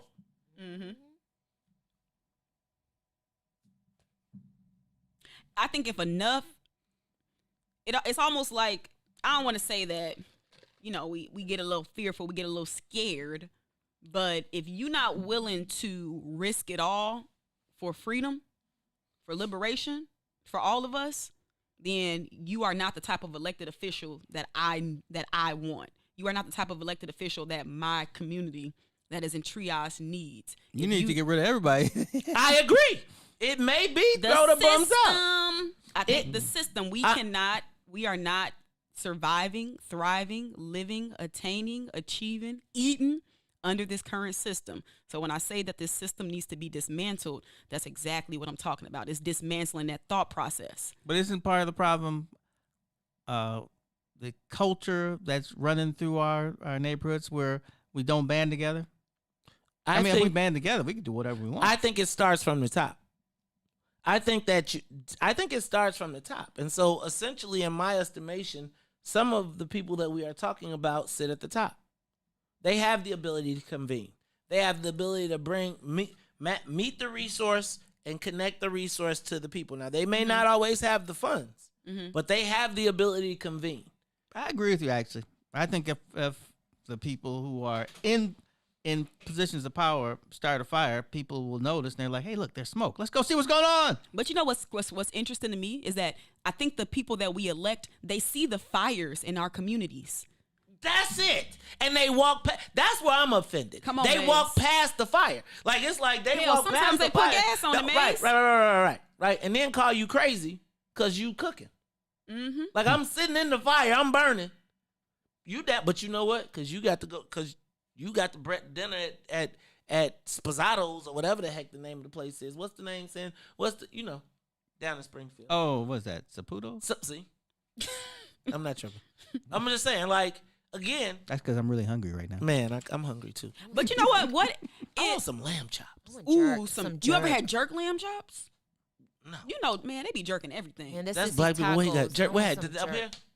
Jerk lamb chops. I had that. Woo. I need somebody to make me some. Ooh, I can't afford lamb chops. I'm gonna have to get something else. What else they got? Gyro. Yeah, I'm gonna get a gyro. Get you some You gyro. got jerk gyros yet? Ugh. I bet they do. I bet you. I bet you that. Yeah, they probably sell it. Never mind. Okay. You probably And get it at one them of corner, them one of the trucks. corner stores. I can get one out of those trucks. They those trucks jerk everything. I bet I've you seen probably one can of get it them. at the jerk. Is Jerk Taco Man still open? I don't know. That's a good question. Oh, he got to advertise anyway. So we got. Hello. Sorry. His All right, y'all. Dang, how did we get to jerk tacos? Cause y'all Food.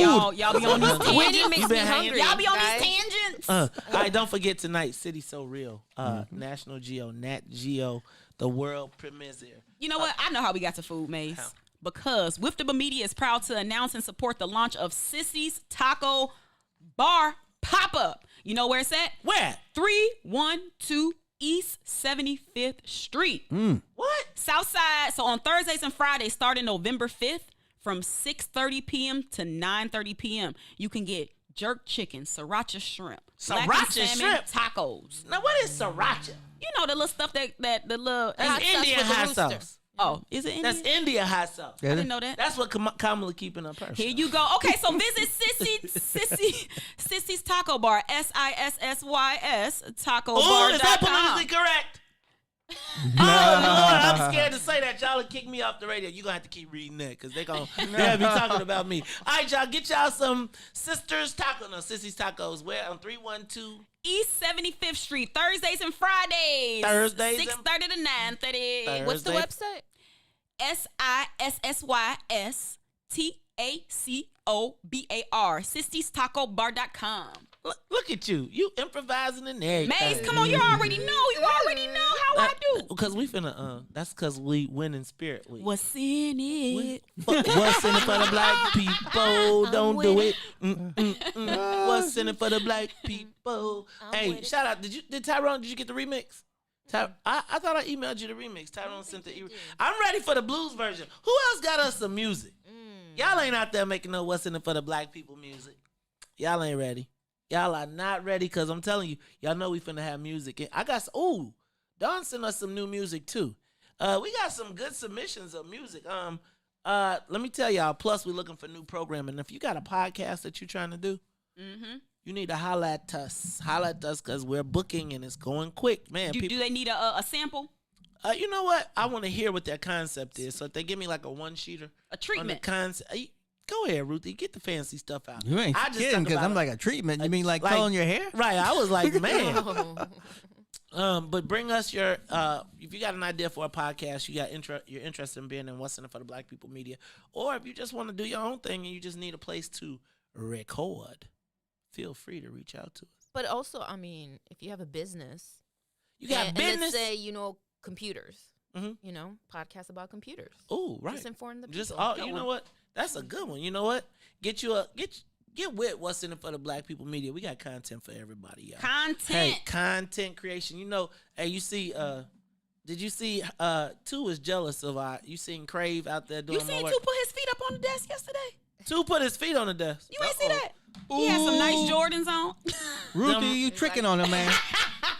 You know, I be thinking sometimes people don't recognize the value of what we put in here. I'm just like, he gonna get off when like, he sees. straight up, y'all. Wait, y'all put y'all feet on my. He didn't take his shoes off. He wanted to show off his Jordans. They was nice Jordans. Did he put some paper under them or something? I mean, did he put his feet on my? I think they was new enough, whereas it wasn't no dirt No, on I the seen bottom. There was no touching on the table. He put his feet on my table. No, he just lifted his leg. I'm just telling you, Ruthie said Ruthie would say that. That's what I'm gonna tell you, man. See y'all around here. You know what? We can't have nothing nice. That's why you can't do nothing for Negroes. He Rick Jamed like the couch from the Chappelle You put Show. your feet on couch. Oh, okay, I got you. No, I got you. Didn't. All right, y'all. So y'all putting y'all feet. See, now I'm gonna have an attitude for the rest. But you know what? I'm gonna give them a pass because they participated in Spirit Week, right? So you know what? Team play. I'm gonna give you a team pass on that, right? Because teamwork makes the dream work. Shout out to Book of Dawn. Did you even see Salim yesterday rocking his? That gray one with the Salim. You know, you ever get the feeling like Salim could have been an old player? You already know. Like you be like Salim, man. So you know Salim been around he the world. With some word, You seen the throwback pictures? With the chest hair out and cycling. Man, you said Celine got a picture with everybody, man. Black Forrest Gump. All right, y'all. We'll be back after these messages. The Maze Jackson Show will be back after this break. The Chicago Legal Network is the collaboration of attorneys that concentrate in many areas of the law most needed in Chicago neighborhoods. The CLN lawyers focus on personal injury, criminal defense, and other issues. The CLN lawyers all average over 20 years of legal experience and are dedicated to helping the Chicago community. The Chicago Legal Network is committed to developing black lawyers through mentorship and co-representation. So if you were injured in a car accident, slip and fall, or injured on the job, or you need assistance with criminal defense, including driving violations and DUI, check out chicagolegalnetwork.com for more information or call 773-912-3545. 773-912-3545. Maze Jackson. If you could make up a social media holiday, what would it be? Brandy said National Don't Let No One Put You Down Day. No one. What you gonna do? So when they say something crazy, you slap them? Be like Maze said. Remy said a Jukathon Day. Man, we're about 60 years old. I be done had a heart You gotta get your heart rate up. Okay, not that far. All right, Mario said my favorite one. My friends and I do what we call National Call Off From Work Day. As a business owner, I don't. You don't like that? Yeah. I don't like that. Because I'm the boss of this family. Marcus Garvey Day from Remy too. Marcus Garvey Day. All right, what are we doing on Marcus Garvey Day? Call off from work. I'm going to need you to go ahead and come in tomorrow. That would be great. Okay? Yeah, right. Every black holiday has something to do with calling off from work. You're cool. I'm out. How about National Join a Positive Black Organization Day? Because I don't want to be recruited. I don't want to be recruited and the brothers be like, thank you. Thank you. How about National Tell White People the Truth Day? Tell them how you really feel. You can't handle the truth. Why don't we call that National Black People Get Locked Up Day? I'm going to tell them there's an African-American man threatening my life. Hello. The most dangerous show in the morning. WIFTBPN. I think that the black community is starting to realize the mayor may not necessarily be an ally just because she is black. Live from What's in It for the Black Media Studio. Our representatives don't necessarily get a pass just because they're black. We've got a challenge in the black part of Chicago of holding black politicians accountable. You're listening to The Maze Jackson Show. This is Chicago, so I understand the Chicago way. I ask every day what's in it for the black people. With Maze Jackson. Come on, y'all.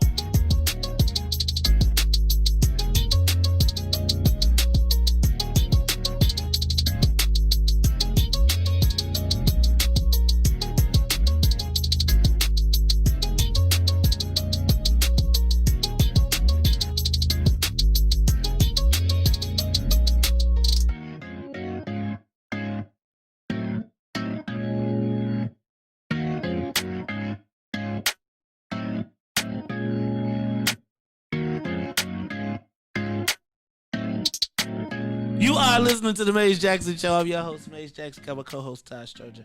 I'm trying to think what I want to talk about, y'all. I skipped over a couple things. Spirit Week. All the rest of the team needs to dress up.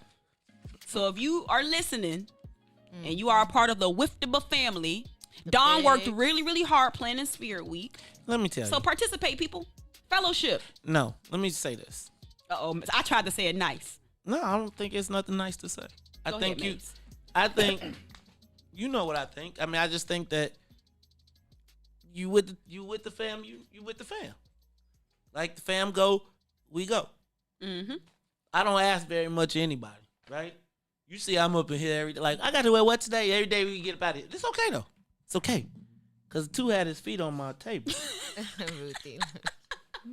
Now, hold on. Now, I don't. Yeah, you show your shoes off. Use the plastic table. But if you put your feet, if it's video though, it's gonna be a memo. Let me see if I can find the video. I'm gonna find it's all on video. If it's on video, there will be memos. And I'm gonna just tell you, we're gonna be putting notes. Y'all don't make me be that. Don't be like Steve Harvey leaving notes for No, people. I'm gonna tell you. So here's my thing. How does Dawn say it? Here's one thing. Here's two things. Oh, here's two things. Okay. Well, this is May, so I guess. So I do believe that probably more seriously than anybody else because I would say with the exception of building and painting these walls, every stitch of this place I have used my own hands to assemble, to put together, to stay up late, to figure out how we're going to finance it, how we're going to get it, how is it going to get up the steps, who's going to carry it, who's going to, right? And so I do take things personal, right? It's like sometimes when I be like, y'all gonna break the mics. I know it's Flash, so I gotta restrain myself. But you know, just the simple things. You know what I'm saying? Your mama, you don't put your feet on your mama couch. Man, you sound like me at home. And when you come in the house, you say hello. I'd say the same thing to my children. Well, they always in the house, so no use. That whole low stuff is all over. But that's exactly what I say. Man, you just need to take care of this a little bit like it's yours. Not like you don't actually pay for it, but like you live in it. Right. I just want here's my thing. I just want everybody to have nice stuff. Mm-hmm. Right? I want you to be proud of the place that you come, right? So it's like when you come in our joint, every time somebody walk in the door, they be like, wow. Now, I'm not tripping. But y'all. Okay. Sonia like, all right, could you move on? I'm like, no. Don't tell me what to do. Y'all shouldn't have got me started. All right. Let's do an update on the Kim Foxx case. All right. Did y'all first of all? Nope. What case? Not Kim Foxx case. Let's do an update on the Kim Foxx race. Oh. So y'all, I'm first of all, I'm a little nervous. I'm gonna be honest with you. I'm nervous about the Kim Foxx race. I'm always nervous when there's white folks involved. You can't trust them. I agree. So we saw that when in the Democratic primary, although Kim Foxx handily beat all of her opponents, she got approximately 48% of the vote, right? Which, while compared to individuals, is great. Mm-hmm. But when you add it all up, 48% of the people voted against Kim Foxx. Okay? Then you add... 52? Huh? Right, 52. She had 52. Oh, 40. She had 52? Mm-hmm. Oh, I thought you said she had 48. No. She had 40. 48% of the people voted against her. So so you look at each, like I say, Bill Conway got like 30 or 20 something, and you know but it all added up to 48% against. Which in an individual race on a Democratic primary, that's usually a non-factor. That's the end, because there is no Republican challenger. We are in a different world though this go round. Right. Because there is now a Republican challenger who probably, that 48% was probably the white people in Cook County. White Democrats, because remember, those were Democrats. And I would say that Kim was pitching a 95 among black people. The 5% of black people who wasn't is just the not curmudgeons, just the mad people. Let's just go and vote against anyway. So now I'm looking at this race, and now I'm bringing it to a universal race where those same white people who are tricky have an out, because they can deposit their vote with another candidate who Republicans also will be turning out. Now, I'm going to say that there will be a Trump-based turnout in Cook County, right? We saw that last time. You know that, and in places like Beverly, right? Right. Where it's all cops. Law and order. In places like the 42nd Ward. When you think about Beverly running up some score. Right. Right? The plurality, say a plurality in Beverly might eat up a Thornton. Right? So where Kim would be able to run it up in places like Thornton, Rich Township, there may be offsets in white wards. Then you add to the fact that you now have white Democrats openly supporting a Republican. That's what you see in the public. So you know, if you see a sprout in the public, then the rest of them have already talked. All those roots down there. And all of those white folks in the other places are probably in the same thing. Did we see Madigan carry Kim Foxx? Remember, Madigan didn't carry Kim Foxx. last time. I know he didn't have her on his card. On his right? palm card. Yeah. So now, remember, I was upset because the chairman of the Democratic Party wasn't carrying the standard bearer for all of the stuff. But again, y'all love, that's y'all guy. So now, I don't know. I love chocolate cake. What I also notice is I don't see the white women, the woke white women.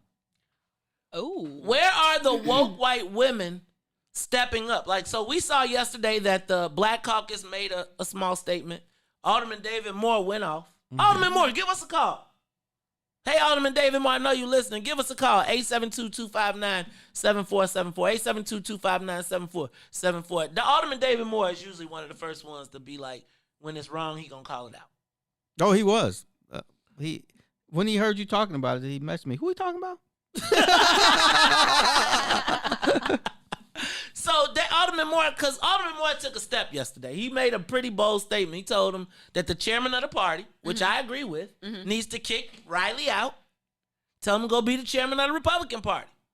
Come on, Moore. But again, Donald Trump. You know, I know what the woke white women. Remember, Trump been making a play for him. I was going to ask you about them, Ruthie, because you seem to have an know, ends you with gotta them. end What with they the woke white doing? women. What are the white? What are they What thinking? are the woke white women? The woke white women who stood up with Kim Foxx when they were passing cannabis, using her for the platform to get themselves re-rich. Where are those woke white women? Where's Heather Staines? Where's Kelly Cassidy? Where are all of those woke white women standing up to that chauvinistic white man, patriarchal man who, where are they at? So then I think to myself, because you know white people are tricky. They're tricky. Real tricky. I think to myself, does Kim have a real challenge? And I ask myself that because, quite frankly, I don't see voter enthusiasm. I mean, I've seen all the stories on the news, and they said millions of voter ballots that were supposed to be sent in haven't been returned.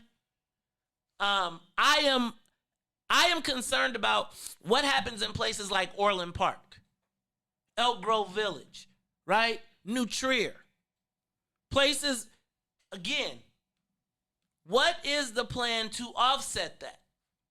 So then I see Kamala Harris makes a phone call, a robocall, and I just want to be clear that robocalls are the least effective tool in campaigns, but they make people feel really good. Because what do you do when you get a robocall? Hang up. Hang up. But you feel good because you put out, it makes people feel good. And so she sent out a robocall from Kamala Harris. You know what's more effective than a robocall nowadays? The press release about the robocall. Which I was going to say, Ruthie. My bad. That ain't on the paper. No, I was going to say, Ruthie, that's a good point. Oh, okay. No, I think it's the earned media that you get Earned from media. it. Right? The press release, you are right, that Kamala Harris sent out a call. But where does Kamala Harris fit in Chicago? Like, does Kamala Harris, but Kamala Harris apparently is the pitch for the woke white women. Because she ain't, is Kamala Harris the pitch for the black women? Nyla said, woke white girls have gone home to their husband, brothers, uncles, etc. Uh-oh, Nyla, do you think Trump is going to win then? You think they didn't like Kamala Sassin, Grandpa Mike? Ooh, not Sassin. Sassin. But have you heard Trump's direct appeals to the suburban woke white woman, though? No, what does he say? He's saying, I'm going to bring law and order. I'm going to make it safer for you and your community. Do woke white women, are they worried, though? Yes, they're always worried about black people. Wait a minute, Todd. Because the Democrats are riding on the woke white women and their suburban turnout to save us from Trump. You know you can't trust them. You're not sure what you're going to get out of that mess. Hey, where are the white women at?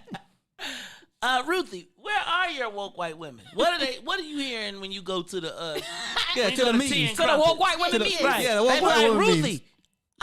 What do you? They're gonna be mad at you today for wearing that hoodie. I know I'm all out of bounds with this one. I think we wore we just wanted to make a statement. We wanted to make a statement. Yeah, wake up, wake up, wake up, wake up. I think funny, that I was like, wake up, everybody. You was like, oh my bad, I'm boned right? I'm Teddy Pendergrass. Todd, what's your wake up song, Todd? When you hear the word wake up, what you think of? Am I asleep again? Yeah, that's basically what I'm saying. Hey, y'all, it's the Maze Jackson Show. We'll be right back. The Maze Jackson Show will be back after this break. What's up, good people? This is Herb Howard, one half of I Said What I Said. Make sure you tune in every Monday, Wednesday, and Friday, 1 to 3 p.m. right here on What's In It for the Black People Media. It is intellectual thuggery at its finest. The Blackest Conversation, Herb Howard, Tucson Warner, Monday, Wednesday, and Friday right here on What's In It for the Black People Media, 1 to 3 p.m.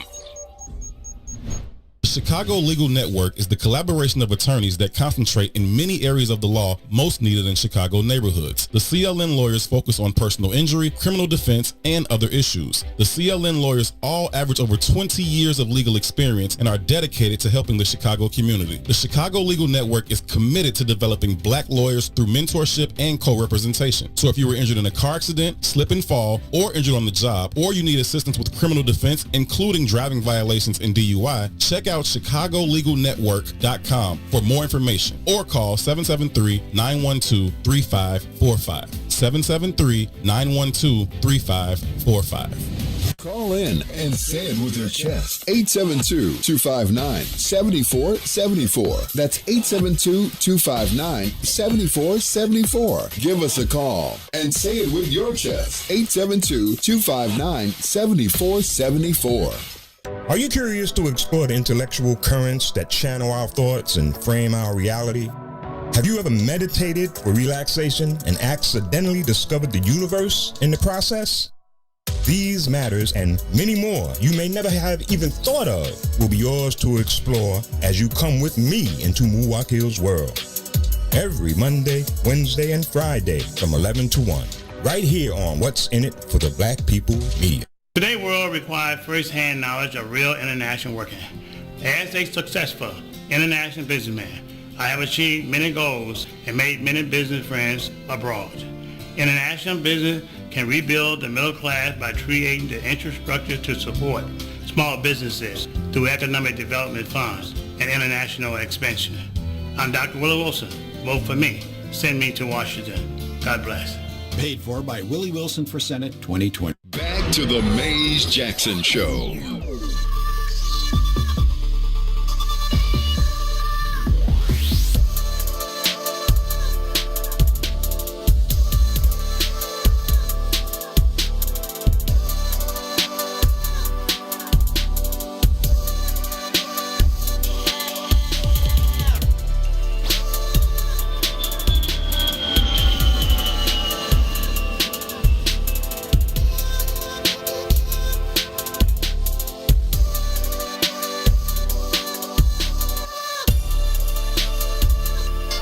AM 1570 WBGX Harvey, Chicago. You are listening to the Maze Jackson Show. I'm your host, Maze Jackson. Got my co-host, Todd Stroger, Miss Ruthie Moore, Sonia Escobar. Hey, y'all. Real quick, did you see that the restaurants are defying Governor Pritzker's order to shut down, as well as the Illinois High School Sports Association decided to reject Governor J.B. Pritzker's situation? They didn't really reject it because they all those IHSA and all those groups in the end they got to do what the governor says. He got some kind of power over them, don't they? I think they are appointed to the board and he may replace them, but I think first of all I think what we saw was unprecedented. So I gotta disagree with you, Todd. Okay, we'll take the calls in a minute. I gotta disagree with you. I gotta say that it was. I think Governor Pritzker is facing a mutiny right now. You know that when you are appointed to a governor's board, while they try to tell you that you are not supposed to, you're supposed to act independently. That you know that whoever was your sponsor called you and told you where the governor wanted you to be on that vote. They made a willful decision that then again whether you, like Ruthie just said about the last thing, created enough press that it was a big enough deal to put the governor's power in question. Now, if the governor then removes those people from the board, right, which he has the power to do, he puts himself in a political conundrum. Mm-hmm. Additionally, I think the people that the IHSA board recognizes where the parents are. I think that I'm going to honestly tell you that I think that the country as a whole has made a decision that they are moving forward in spite of COVID-19. In spite of everything that they are telling us, they are moving forward knowing, and we are going to operate with COVID-19. Mm-hmm. They won't say it though.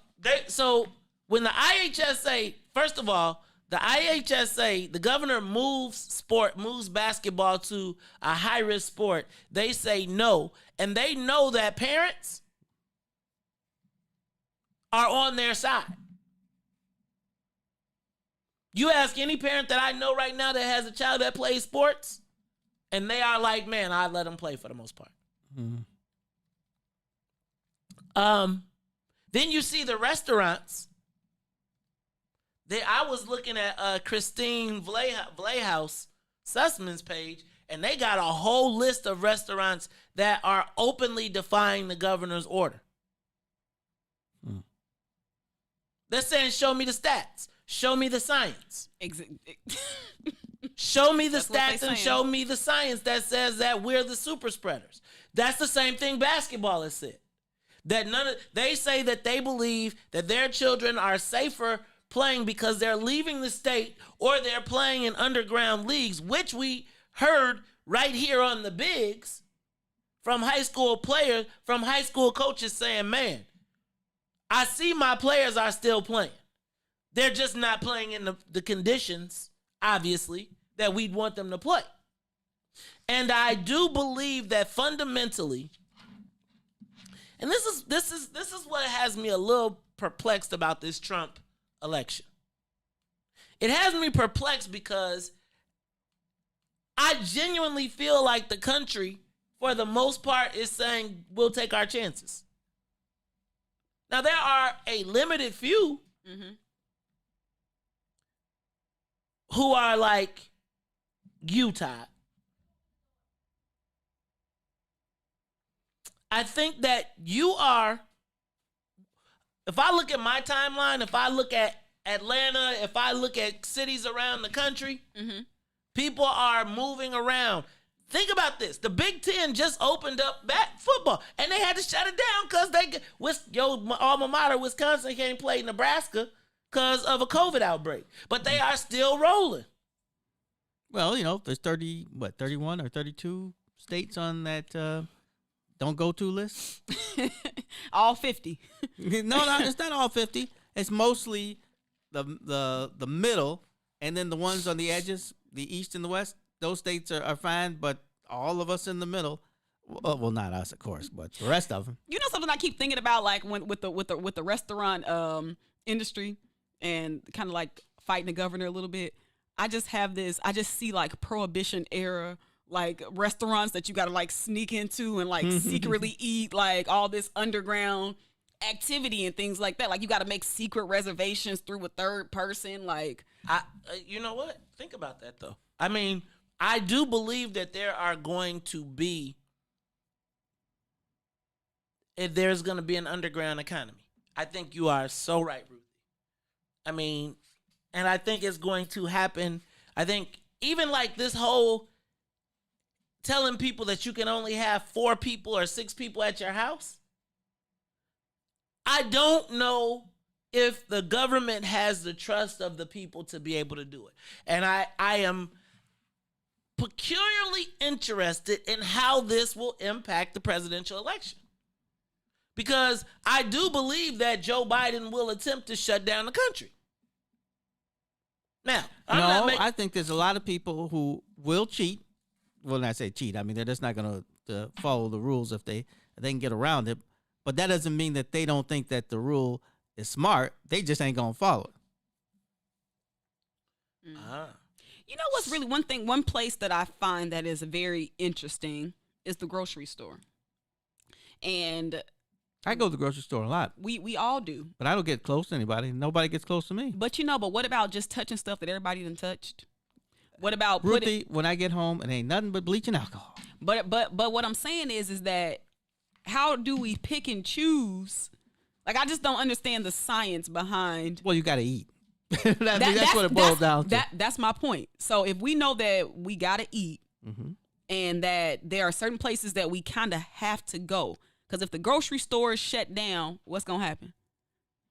Like, what'll happen? What'll happen? We'll all die. Okay. We got to eat. That's what I'm saying. So if we know that we got to eat, why can't we just be honest about the rhetoric to say, okay, y'all, we got to eat. Let's figure out how to safely navigate through this versus the rhetoric not matching up with the policy. But I think what they're saying is you don't have to eat at a restaurant. You don't have to eat at a restaurant. But the people who own restaurants got to eat. I mean, I feel for them. I understand. It's a terrible place that we're at. So I guess how are these decisions being made? I guess I would want to know more about the formula behind how these decisions are made. Who picks and chooses what sports you can play? Who picks and chooses what safety at a restaurant looks like? I just don't understand the measurements, I guess. I think the sports is more of a proximity thing. How close are you going to be with other people and for what kind of period of time? Basketball is very intimate. There's somebody on you all the time, almost all the time. Football too, though, right? Because you got to like literally touch each other. Yeah, but football, you got a helmet on and there's spacing. But I mean, I see what you're saying. But it's not quite like basketball where you just run around sweating and breathing on each other.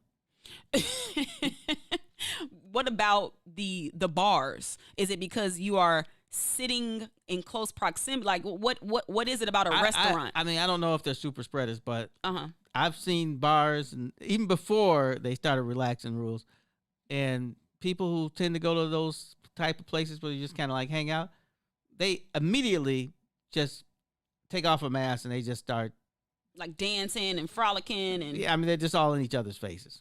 Oh, okay. So it's the trust factor. You can't trust restaurants to actually enforce social distancing and da-da-da-da-da. Right, and you can't trust the customers. That's for sure. Got it. Okay, that's a decent level of understanding. When we think about like the Prohibition era though, and how those underground economies and underground things sprang up, do you kind of see that happening now, Todd, with a lot of these businesses being closed but still wanting to go rogue? I think it's like May says, they just not going to do it. Just until somebody starts shutting them down, but I think they're just gonna keep. But I even saw where restaurants are starting to sue like Grubhub because in some places, Grubhub will use the restaurant's name even though they're not part of the Grubhub system. The driver will call in the order and pick it up like they're Joe Public. What you mean? They cutting Grubhub out the middle. They intercept the calls. So I don't know how this works exactly. I just know that Grubhub would get the order, but they're not part of the restaurant's not part of the Grubhub group. So let's say Joe's Restaurant. Mm-hmm. So I guess Grubhub has them on their website with the number, but the number goes to Grubhub. And then Grubhub tells the driver, call in this order and then go pick it up like you're Joe Public. Oh, so Grubhub is cutting out and that should be regulated by the elected officials. But I bet you their lobbyists don't even do anything about that. Hey, y'all, this is the Maze Jackson Show. See, but what does Grubhub do in the black community? Ooh. Like, what does Grubhub have? You like they have a foundation or something? Right, well, forget a foundation. What are they doing to support black business? What are they doing to support black restaurants? Right, besides putting up a thing that did they take off the money that they owe? Let's talk about more of that when we come back. Plus, hey y'all, did we ever figure out where the woke white women was for Kim Foxx? Ruthie said she gonna find them. Let me make some calls. Well, you better get on the call because it's coming. Election is on Tuesday. Also, let's talk about presidential politics. Also, we're gonna talk about. I'm gonna continue this restaurants defying. Because I missed a part of that conversation, but I do want to get back into it. Because I do think parents had to make a choice this week. They had to decide whether they were going back to CPS. Did you decide if your child was going back? And they are talking about the mental well-being of children in these. I don't know if they're talking about the children's or their own, but there are other issues. Todd, what does it mean to the governor, though, politically? That's the other part that I want to talk about when we come back. It's the Maze Jackson Show. The Maze Jackson Show will be back after this break. Shop at Black-owned and operated Solo Beauty, where you are appreciated and respected. Located at 8158 South Cottage Grove, Solo Beauty can supply all of your black hair care needs. Solo Beauty is open from 11 a.m. to 8 p.m., Tuesday through Saturday. Hey y'all, this is Salim Muwakil from Muwakil's World. In case you missed the last discussion, this is what you missed. There was a time when there was a large-scale mythology that African people had no endurance. We were only good for sprinting. Right. And that was our forte. Other than that, we were useless in marathon races. Establishing your patrimony on the land. If you bury the dead, that means that this land is forever in your family. Who are our ancestors, really? We are the living ancestors to a whole genealogical line going back hundreds of thousands, millions of years that we carry within us living today. Everyone who preceded us. Mm-hmm. However, that conception took place, whether it was violently, with rape, or whatever the case, but we are them living today. That's why it's important to understand our capacity, man. Our capacity is unlimited. We have unlimited potential. Absolutely. So make sure you tune in Monday, Wednesday, and Friday from 11 to 1 p.m. on What's in It for the Black People Media. Introducing your trusted source for high-quality black emojis, better known as Blackmoji. We believe black is beautiful, and that beauty should be reflected in the digital market.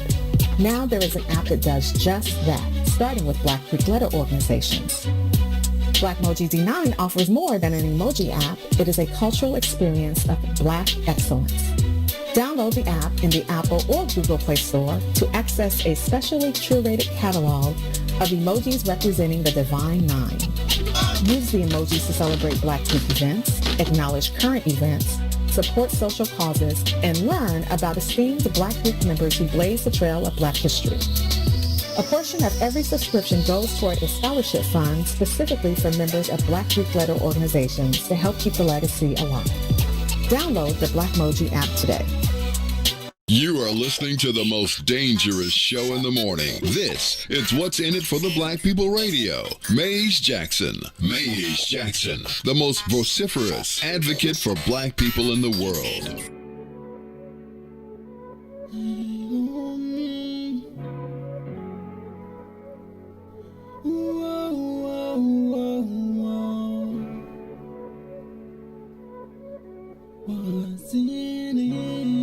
What's in it for the black people? Cause economically we are not equal.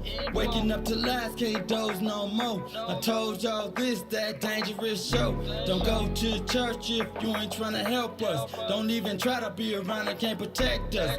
We see the lies of the politicians. We need money, no symbolism. It's Maze and Sonia and Ruthie and Todd explaining how we all come from God, giving us tools to beat the odds. If we're united, our movement gon' start. They ain't tryna help us, they ain't tryna do nothing. We gotta do something, we gotta stop running. It's time to confront the problem. Really, you expect your oppressor to solve them. What's in it for the black people? All the lies we didn't heard before. Time to pay attention, you gotta do more than listen. Get some action with it on the count of 3. Let's go. You are listening to the Maze Jackson Show. I'm your host, Maze Jackson. Got my co-host, Todd Stroger, Sonia Escobar, Ruthie Moore. Ruthie Moore around here screaming at people, talking, we're trying to run a show here! Scaring people. Right. He had his feet up on the table. Oh, I found a clip too. You found the clip? I found it for you, man. Oh, she found the I'll clip. show you on the break. Was just showing off Feet the on the kids. table. All right. Ruthie, the sergeant at arms. Ruth, hey man. We need some order around here. Ruthie, I'm telling you, Ruthie my gonna be enforcer. Minister, man, that's what I'm gonna say. She gonna be the minister of. Let me stop. I'm gonna break that down. Maze, did Dawn go to Alabama? No, her daughter does. Oh, cause she went to Columbia. She got a lot of stuff. She roll tide all day. Yeah. She ends all her show with that. That's because they win, but that's you Well, know what yeah, though? that does happen. Actually, I think there's something else though. I'm gonna have to ask her about that. But Ruthie went and cursed out Dawn because she was vacuuming. No, I didn't curse out Dawn. Right, I am afraid of Dawn. They're gonna meet at 3 p.m. later today. I am afraid of Dawn. Don't be afraid of Dawn, but Dawn will scrap with you. Dawn out there vacuuming during our show, but that's okay. I'm not mad at that. It's like everybody got to pitch. Every hand pitches in. She is, Dawn is silly though. She is super silly. On the cameras, how you sitting in my seat, Ruthie? I had to move it around. You all up in my chair. All right. Look, y'all, it's the Maze Jackson Show. So, Todd, what does it mean to the governor? Hello, governor. Governor? What does it mean to the governor that the restaurants are defying him? He's being sued. I mean, what? He's in a pickle. At a restaurant, that's not a good place to be. Don't want to be on a burger. No, you don't. One time you was a cucumber, next thing you know, you're on a burger. He's in the menu. All right, so he knows about menus. But another joke. Hey, so Todd, what does that mean though? I mean, because it does seem like he is going to be presiding over the decimation of the Illinois economy. Yeah, I mean, he's like I say, he's in between a rock and a hard place.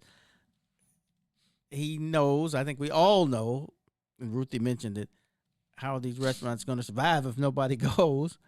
But he's also, got Dr. Ezekiel crying, saying, because the numbers are getting worse. There's more cases, more people dying. Mm-hmm. He's kind of forced to do what he's doing. So what does this mean, though? Ruthie, tell me. Because what do you see? Because are you going to the underground speakeasy for dinner? It depends on what kind of menu they got. Hey, you know what? Ruthie going to Underground Burger King? Infused. Well, I was just going to say, the if BK they could Lounge. You know what they need to do if they do underground? I hope they have underground smoking restaurants. My cousin would love that. You don't smoke, do you? No. Then what do you want to smoke in a restaurant? I was talking for my cousin. Yeah. Oh. And them. We're not talking about cigarettes. No, Todd. We're never talking about cigarettes at this point. So Ruthie, what does this mean? What do you think it means? How will this play out for the governor? And will people hold him responsible? But then the other part I want to ask both of you all is, how does this play into the national election? Because I really do feel like all of these people that are standing up screaming are probably there. I almost feel like Mayor Lightfoot was making Trump's case to the governor. What am I missing? I think what is happening right now is a play for the future. So if we think, since we don't know what's going to happen next week or in a few months or in a year, it would behoove the governor to be able to say, well, I did this. These were my mitigation efforts. And that's a just in case tactic. So I think we're doing a whole bunch of just in case right now. Just in case. Just in case. I'll make you change them. Dag, I don't even know the words. It's I don't make it home tonight. If you don't make it home, you don't come home. How about that? Love should have brought you home. Love I like that. should have brought you last night. You should have been with me. Should have been right by my side, baby. That was good, Mace. Yeah, I like that. I like that too, man. But the lyrics, though, ooh. You can't deal with emotions. See what black women be going through? Talking about love should have brought you home last night. See, where was you at? Love. What Jacqueline says that I'm a much better man because of you. Remember that? When he said that, I was like, dog. I was in college and I was like, y'all like, what are they talking about? Boomerang. I was Oh man, I haven't seen Boomerang. Y'all make a Boomerang reference at least like once or twice a week. That's Maze because I haven't seen it so long. I can barely remember. So it's on Netflix, I think. It comes on all the time. It's on Netflix, but now it's on TV. Yeah. And it's like I gotta speed past it because if I stop, I'd be like, I recite it. You know what I'm saying? I love that. I love that. Like that is the other movie. Did you realize how deep Eddie Murphy was for black people back in the day? Yeah. Like I did not realize. I guess because I was living it at the moment. Well, see, I feel like Boomerang was my image of adulthood. Right? Like my image of a successful black man really came from Boomerang. And I always think like when I got my first like apartment, Boomerang was kind of like my motivation, except I didn't want to be the dude popping off the flowers, right? Like not the Eartha Kitt either. But I do think like that. I was just realizing he had like all these all black ensemble casts that had all of these people that were stars. Even the Hudlin brothers were in it, right? Like it was amazing to watch. Did you realize that David Alan Grier is in every black movie ever made? No, I'm just kidding. No, but David Allen, man. But David Allen Greer, Chris Rock, Martin Lawrence. Oh yeah. Eartha Kitt, Grace Jones, Jeffrey, the bald guy, right? Whose name I forgot. 7-Up guy. Yeah. Melvin Van Peebles though. Is that a nipple? Good one. Is that a man? I know it's a nipple because I was drooling a little bit. Right? Tisha Campbell, right? Like all of the people that just floated through. Think about this. Halle Berry was the scrub and Robin Givens was the hot chick in the movie. Like Eddie Murphy. Then you think about like Coming to America. That's my. You think about all of those movies that Harlem Nights. You know what? I don't know if I don't know how we got there, but Eddie Murphy. I watched Life the other day. You want your cornbread? Yeah, he wanted his cornbread. Did y'all ever watch the DVD of Life to watch like the bloopers at the end? God, no, but I bet you that's hilarious. No, y'all have to check it out. In one of the scenes, Eddie Murphy goes, "Wait, this ain't my daddy's watch." Oh, I see that one. That's funny. I didn't see. I did not see that. All right, y'all. You know what? I watched it for the promo I made. Oh, did you? You know what? So I Boomerang, man. I don't even know how we got there. This has been a really interesting morning show today. It's been all over. I feel like I'm going to a game. I feel like right. It's like we all excited. We finna go somewhere. We finna go to the top. That's right, because we the top of the Spirit Week challenge. Period. But you were right. Eddie Murphy was the black thing. He was like Sidney Poitier in like the late 60s and oh wow, what a comparison. I don't know. You might be taking that a little too far. No. I mean acting wise, not. Okay. Not social. Okay. Good. Wait, was Sidney Poitier socially? Oh man, he funded a lot. He and Harry Belafonte are like 1 and 2. Yeah. Oh, I didn't know that. Right. And they cared about like the image of like the black man. Right when they married them white women. Because Sidney Poitier was producing and directing, unlike Eddie Murphy, who's just like the star. No. Eddie Murphy was doing the producing. And, was he producing? He EP'd a lot of that stuff. Like, think about it. When after he did the Nick Nolte 48 Hours and did the Trading Places and Beverly Hills Cop, when he did those and it moved him into a stratosphere where he was able to make his own decisions, right? Then that's when he did all of the all of the movies where he was in control of everything. Ah, okay. Right? And that's when you saw... That's why you got all those black folks. Right. That's when you saw all of those... because who makes a movie about a black... Well, think about it, though. He made a movie about the transition of the black hair care industry. Right. That was what Boomerang was about, how the white French came and took... that was a real story. Which is what happened to Sawsheen and Luster. Exactly. And kept the face. And it was like... Eddie Murphy, man. Shout out to Eddie Murphy. I like Eddie Murphy. He's my man. Man, you know what? He saved that Eddie Saturday Murphy. Night Live. Huh? He sure did. Yeah. Mr. Robinson's name. Who? Dr. Doolittle. I hated Dr. My daughter loved it. So good. Dr. Doolittle 1 and 2. Yeah, my daughter. Dr. Doolittle wasn't bad. Daddy Daycare was funny. Yeah, that one was funny too. Nutty Professor? No, the clown. I don't watch that. Was that the farts and stuff? No. See, Hercules. Nah, he lost me after those. All right, y'all. Dang, I don't know how what morning show. Y'all need to insert some news today. Distinguished gentleman, which I did about watch. all this other stuff. Okay, well, we'll talk about presidential politics when we come back. Will rappers be our new policy leaders? Did you see the show? Did you see the big photo shoot with Joe Biden and Young Jeezy? Yeah, I'm waiting to follow Young Jeezy. I don't even know who Young Jeezy is.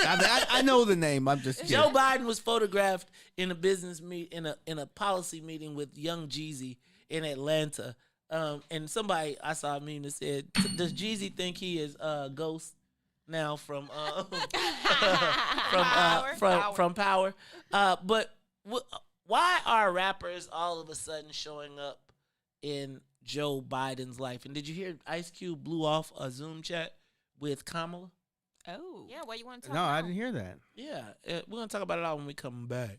The Maze Jackson Show will be back after this break. Boys, step aside. The Radio Rookie is in the building. The Book of Dawn, Monday through Friday, 9 a.m. to 11 a.m. on What's In It for the Black People Media.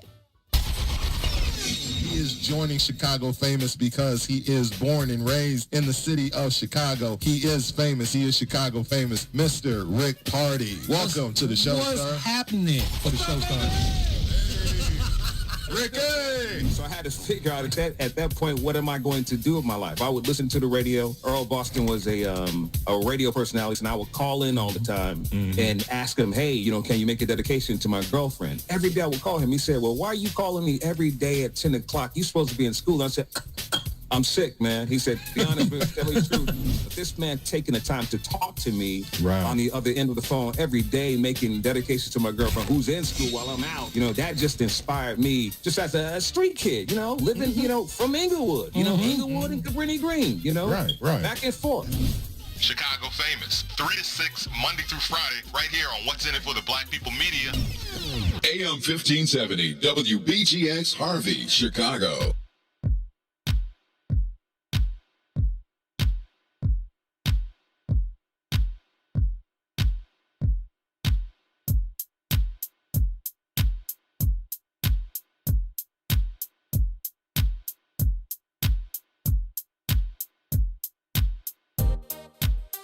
What's in it for the black people? What's in it? What's in it for the black people? I'm in it. What's in it for the black people? What's in it? What's in it for the black people? I'm in it. For the black people. For the black people. For the black people. For the black people. For the black people, for the black people, for the black people, for the black people. What's in it for the black people? Let's hear it. What's in it for the black people? Don't fear it. What's in it for the black people? Let's hear it. What's in it for the black people? Don't fear it. For the black people, for the black people, for the black people, for the black people, for the black people, for the black people, for the black people, for the black people. What's in it for the black people? You know it. What's in it for the black people? Let's show it. What's in it for the black people? You know it. What's in it for the black people? Let's show it. For the black people. For the black people. For the black people. For the black people. For the black people. For the black people. For the black people. For the black people. For the black people, for the black people, for the black people, for the black people, for the black people, for the black people, for the black people,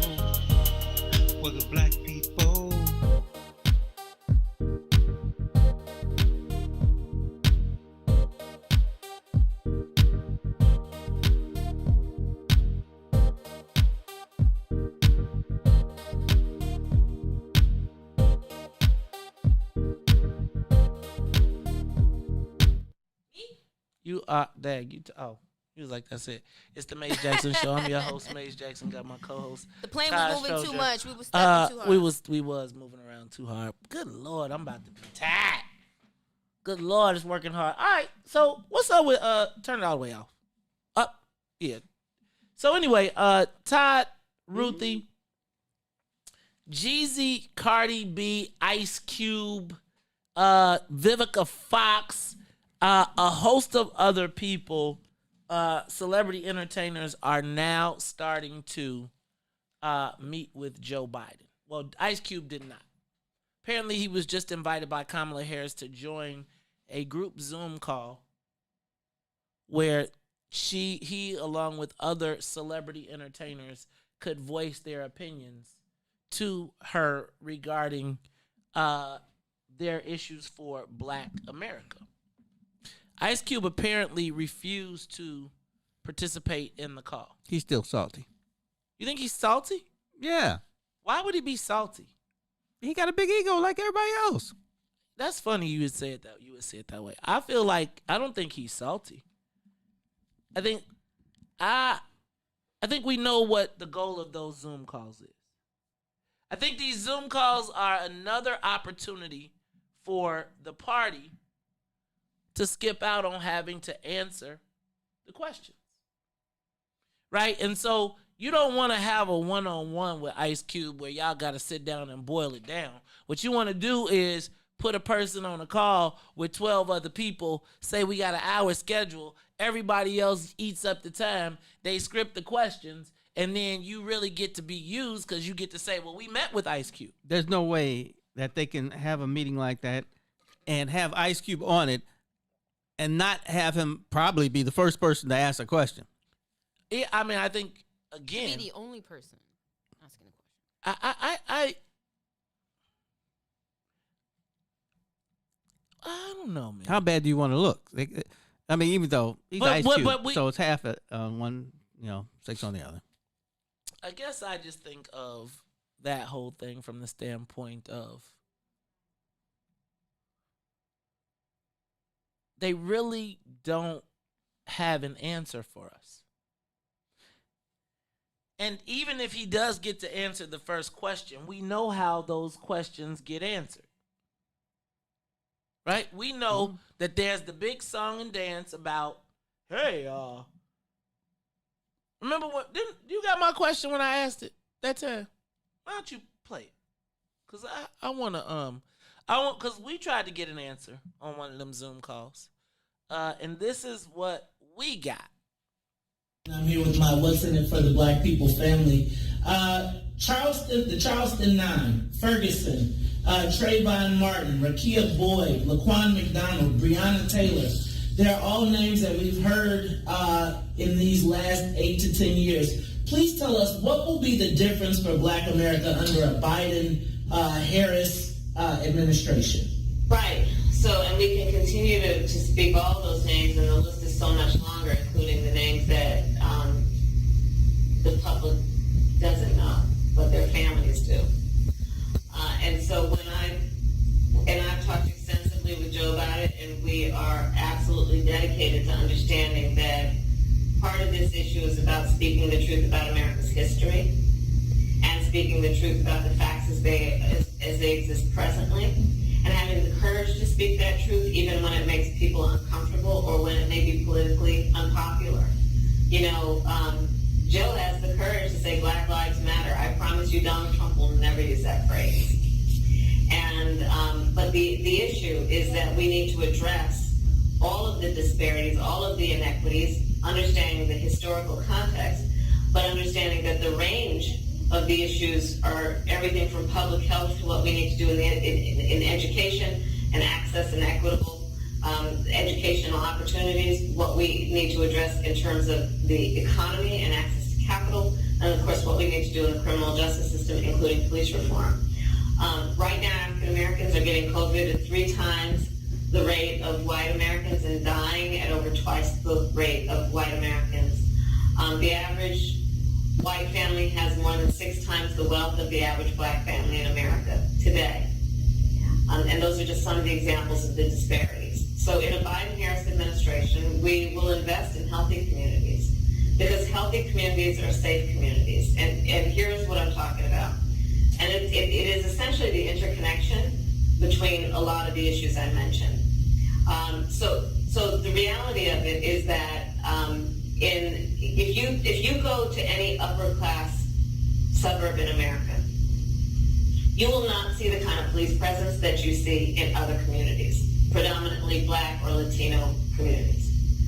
But what you will see in those upper class suburbs in America are well-financed public schools. You will see high rates of home ownership. You will see small businesses that have access to capital. You will see folks that have an ability to actually get a loan, and folks who have an ability to have access to health care, including mental health care, and it be affordable. So these are some of the issues that we need to address, and part of that is about what we plan to do, around $150 billion in investment in communities around community banks and venture capital. $50 million of that money will go to that. What we will do is invest over $70 billion in HBCUs and minority-serving institutions to lower students' costs and build research centers and labs. We plan on addressing systemic racism in all of its forms, including the criminal justice system, and that means reforming policing and criminal justice systems, banning chokeholds and carotid holds, ending cash bail in private prisons, no incarceration for drug use alone, and a national use of force standard for police. These are some of the many details that I can share with you that are part of our agenda for what we need to do to address, again, systemic racism and inequity and inequality, and do it in a way where we as a country are also more organized and mobilized and focused on action in a way that we can actually meet this moment with outcomes as opposed to just grand gestures and lovely speeches. And I feel very strongly about that, and I know Joe does too. How long was that?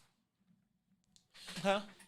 So 4 minutes, multiply that times 12 people, 48 minutes on an hour call. 4 minutes, 21 seconds. 4 minutes, 21 seconds times 12 people. That's 48 minutes at an intro and an outro, and you beat the whole clock.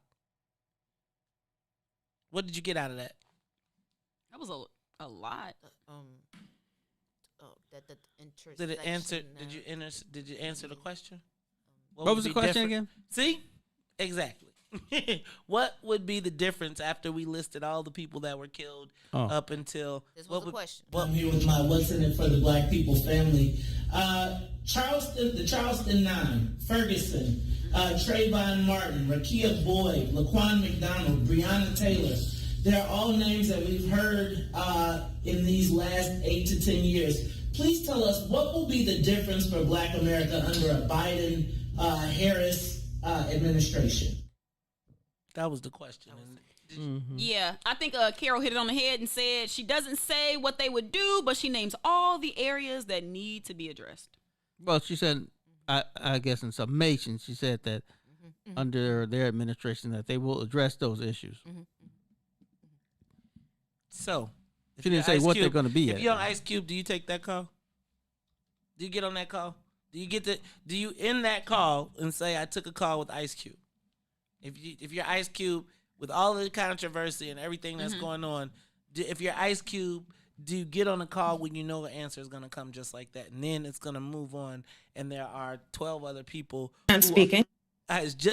12 other people who are just as important as you, who can actually diminish your credibility in some ways, because it essentially diffuses the collective energy that you've gotten. See, if Ice Cube enters into a space like that, they already stacked the deck. So everybody else is going to minimize what he's saying in that space. Right? I can't answer this question. It's got Ruthie written all over it, because I've been saying for months, maybe years, how did Ice Cube and Snoop Dogg become middle America? Snoop Dogg, when Democrats put them in place to use them to woo us, right? And it was, I told you, it became popular. I remember those two except doing commercials. But and it movies became and stuff. popular during the Obama presidency, when the next new thing to do as a rapper was to get an invite to the White House. And then everybody was bragging about the fact that they kicked it in the White House. Snoop even smoked in the White House, right? So again, politics, that's where Joe became fashionable with. Politics became fashionable. I see it in Illinois now, right? Like, you got all these people who now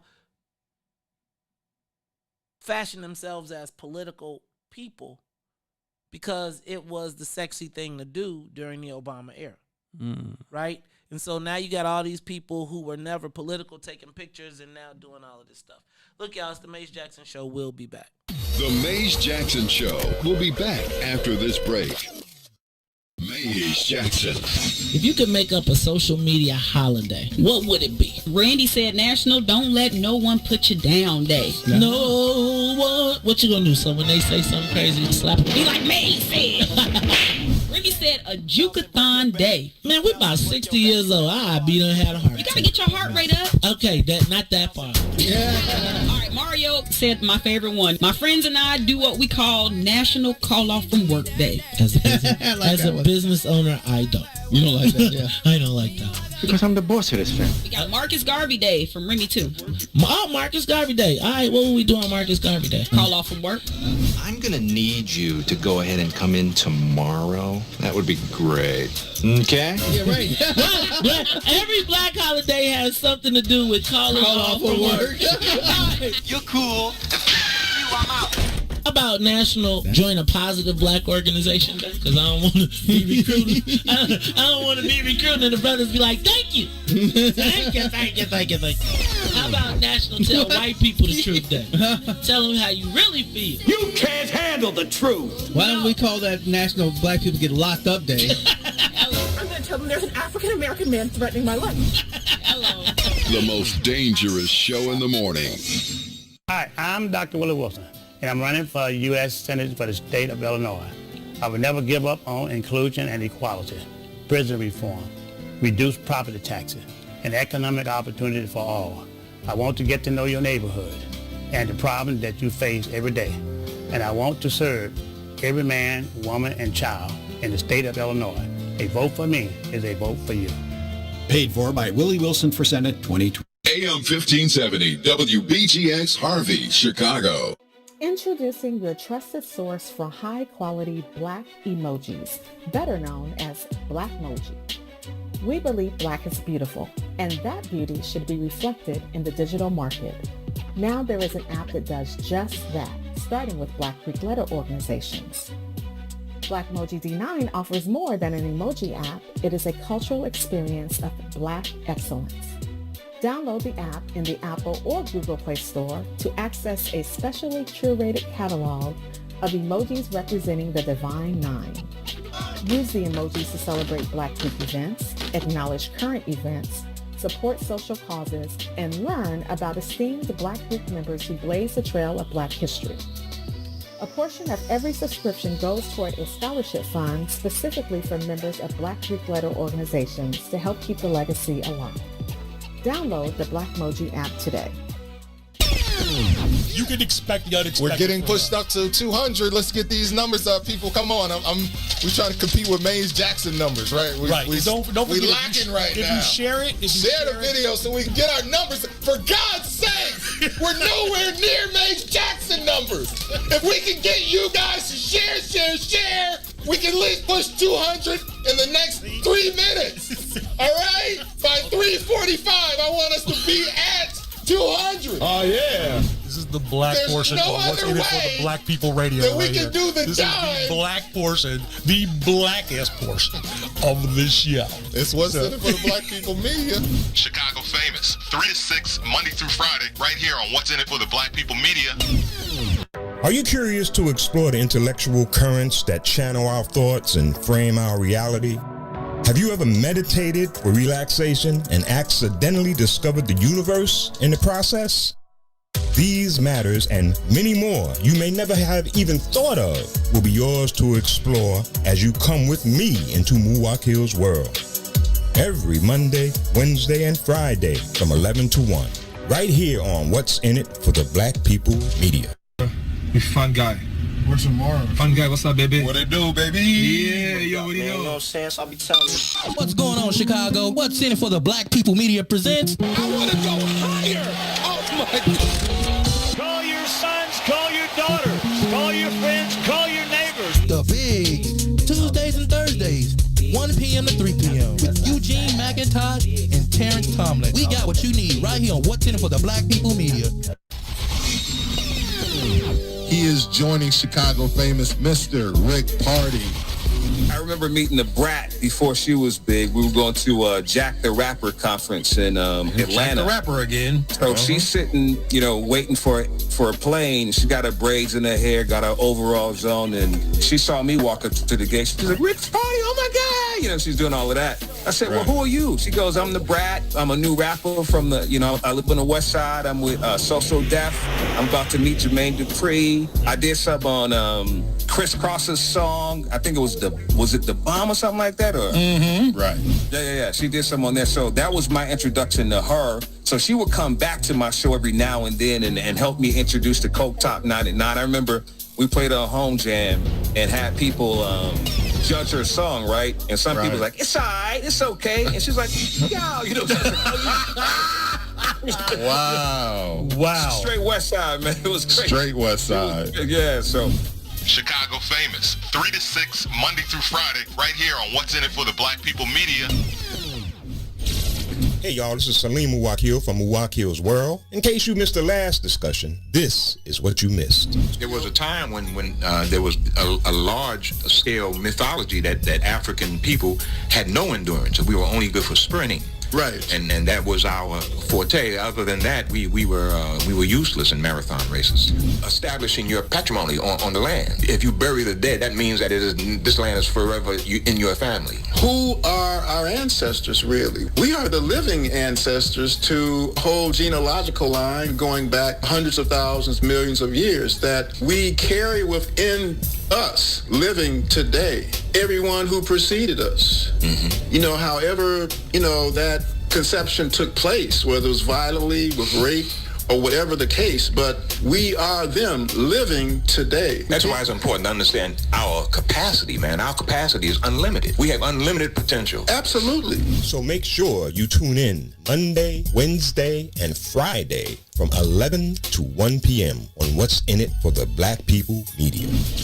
The Chicago Legal Network is the collaboration of attorneys that concentrate in many areas of the law most needed in Chicago neighborhoods. The CLN lawyers focus on personal injury, criminal defense, and other issues. The CLN lawyers all average over 20 years of legal experience and are dedicated to helping the Chicago community. The Chicago Legal Network is committed to developing black lawyers through mentorship and co-representation. So if you were injured in a car accident, slip and fall, or injured on the job, or you need assistance with criminal defense, including driving violations and DUI, check out ChicagoLegalNetwork.com for more information or call 773-912-3545. 773-912-3545. Back to the Maze Jackson Show.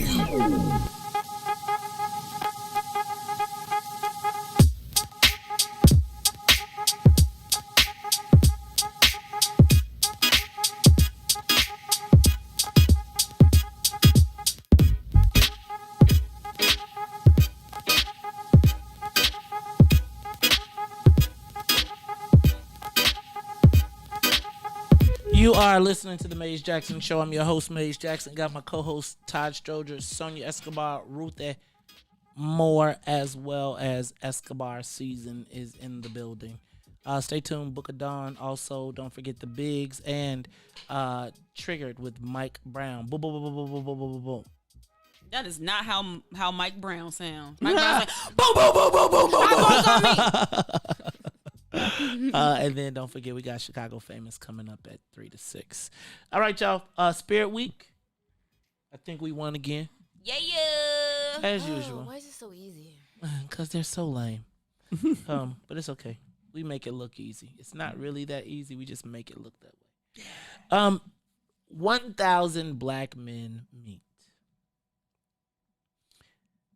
I proposed this last weekend over social media. Let me ask a question. Is there an opportunity for Is it time for black men in Chicago to meet separately? Todd, black man, what you think? To talk, to have a forum about the state of affairs of black Chicago for black men. You know, I was driven to this after reading this. It was the motivation of this initially was the story of the football coach who had the 10 kids with the murder, with the whole, and just even our position in that, right? Like, what role do we have in our own fate? I have been loath to try and put something like this together because as one commenter, did I mention that the first comment when I asked could we put it together was a woman? The black woman who told us why we couldn't, because our egos were too big in Chicago and everybody wanted to do it. And I was just like, dang, sis, could you chill out? How about, sis, if I say, can the men get together? I would tell you that 50% of the comments were women. And while I think it could be encouraging, or I think it was an attempt in most cases to be encouraging, I thought it also spoke volumes. That if a call to black men went out, that black women responded. And I don't take offense to it because I think black women are hoping in some cases that we step up. But step up to what? To be what? To do what? And I think it's a conversation that needs to be had. But I don't even know how we would go about putting it together. So first of all, I don't want to make it a super spreader event, so I want to have probably a large Zoom call that could bring black men from all over. But how do you format that? Right? Like, because I don't want to be another lecture of all the people who think they're important. But I do think that it has to start. There has to be a dialogue. There has to be a convening. There has to be a moment when black men say, hey, fellas, we saw what happened in this case. How do we respond? What's our role in it? What is our responsibility in our community? And should we be the people defining it? Because I will honestly tell you that if black men were to get together with the absence of black women, I bet you a bunch of the ego would go away. No, real talk. But I talk about this all the time, about when you move into a neighborhood, there should be some welcoming committee that says, here's the rules of engagement. The welcome wagon. Right. That's what they used to call it. Oh, well, I don't know what they called it. Well, a welcome wagon for a black person could have had a rope in the back. So, yeah.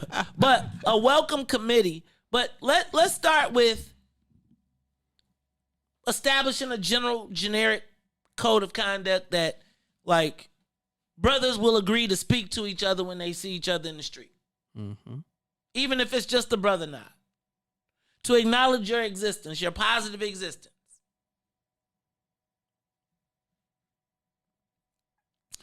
Is there the opportunity for us to gather together digitally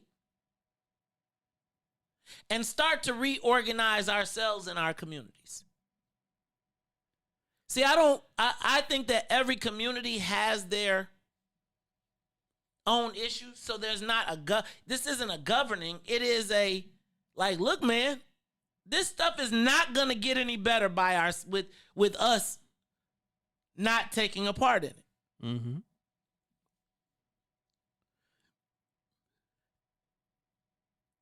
And I believe we amongst ourselves need a support system.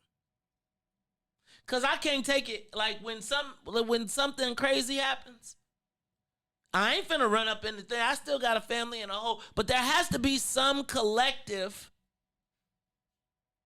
understanding amongst us in this city, knowing that we're under assault.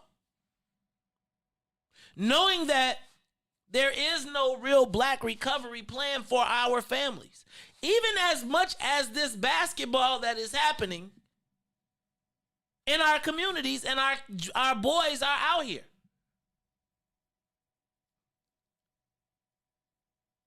You know, I was thinking that if we gave black men an opportunity to participate in their own communities, because I don't even think a lot of people know where to start. And no big eyes, no little U's, no just because you part of a, but because you are a black man in Chicago and you know that we are rapidly being pushed up out this mud. Now, and at that, then that's where you start to find out who can organize in those areas, which you can essentially then find out who, if you do decide you want to run. But you may find out that you're not the only person in Woodlawn that's a black man that has concerns and is looking for some way to participate.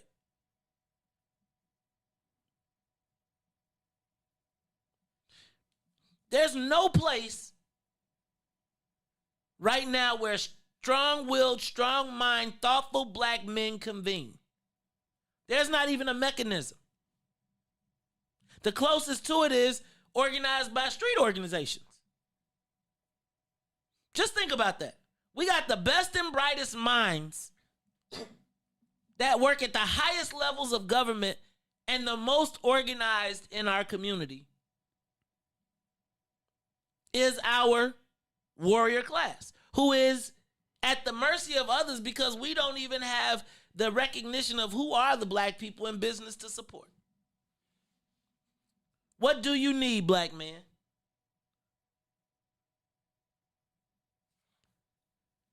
So I want to put a call out, and you know what? I wanted to do it, but I want to do it after the election.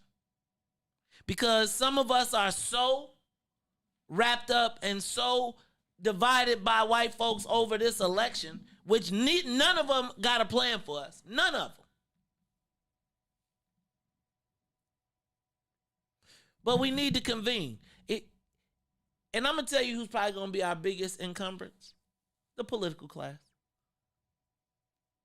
Because if black men organize, then it demonstrates that they may not be the leaders in our communities.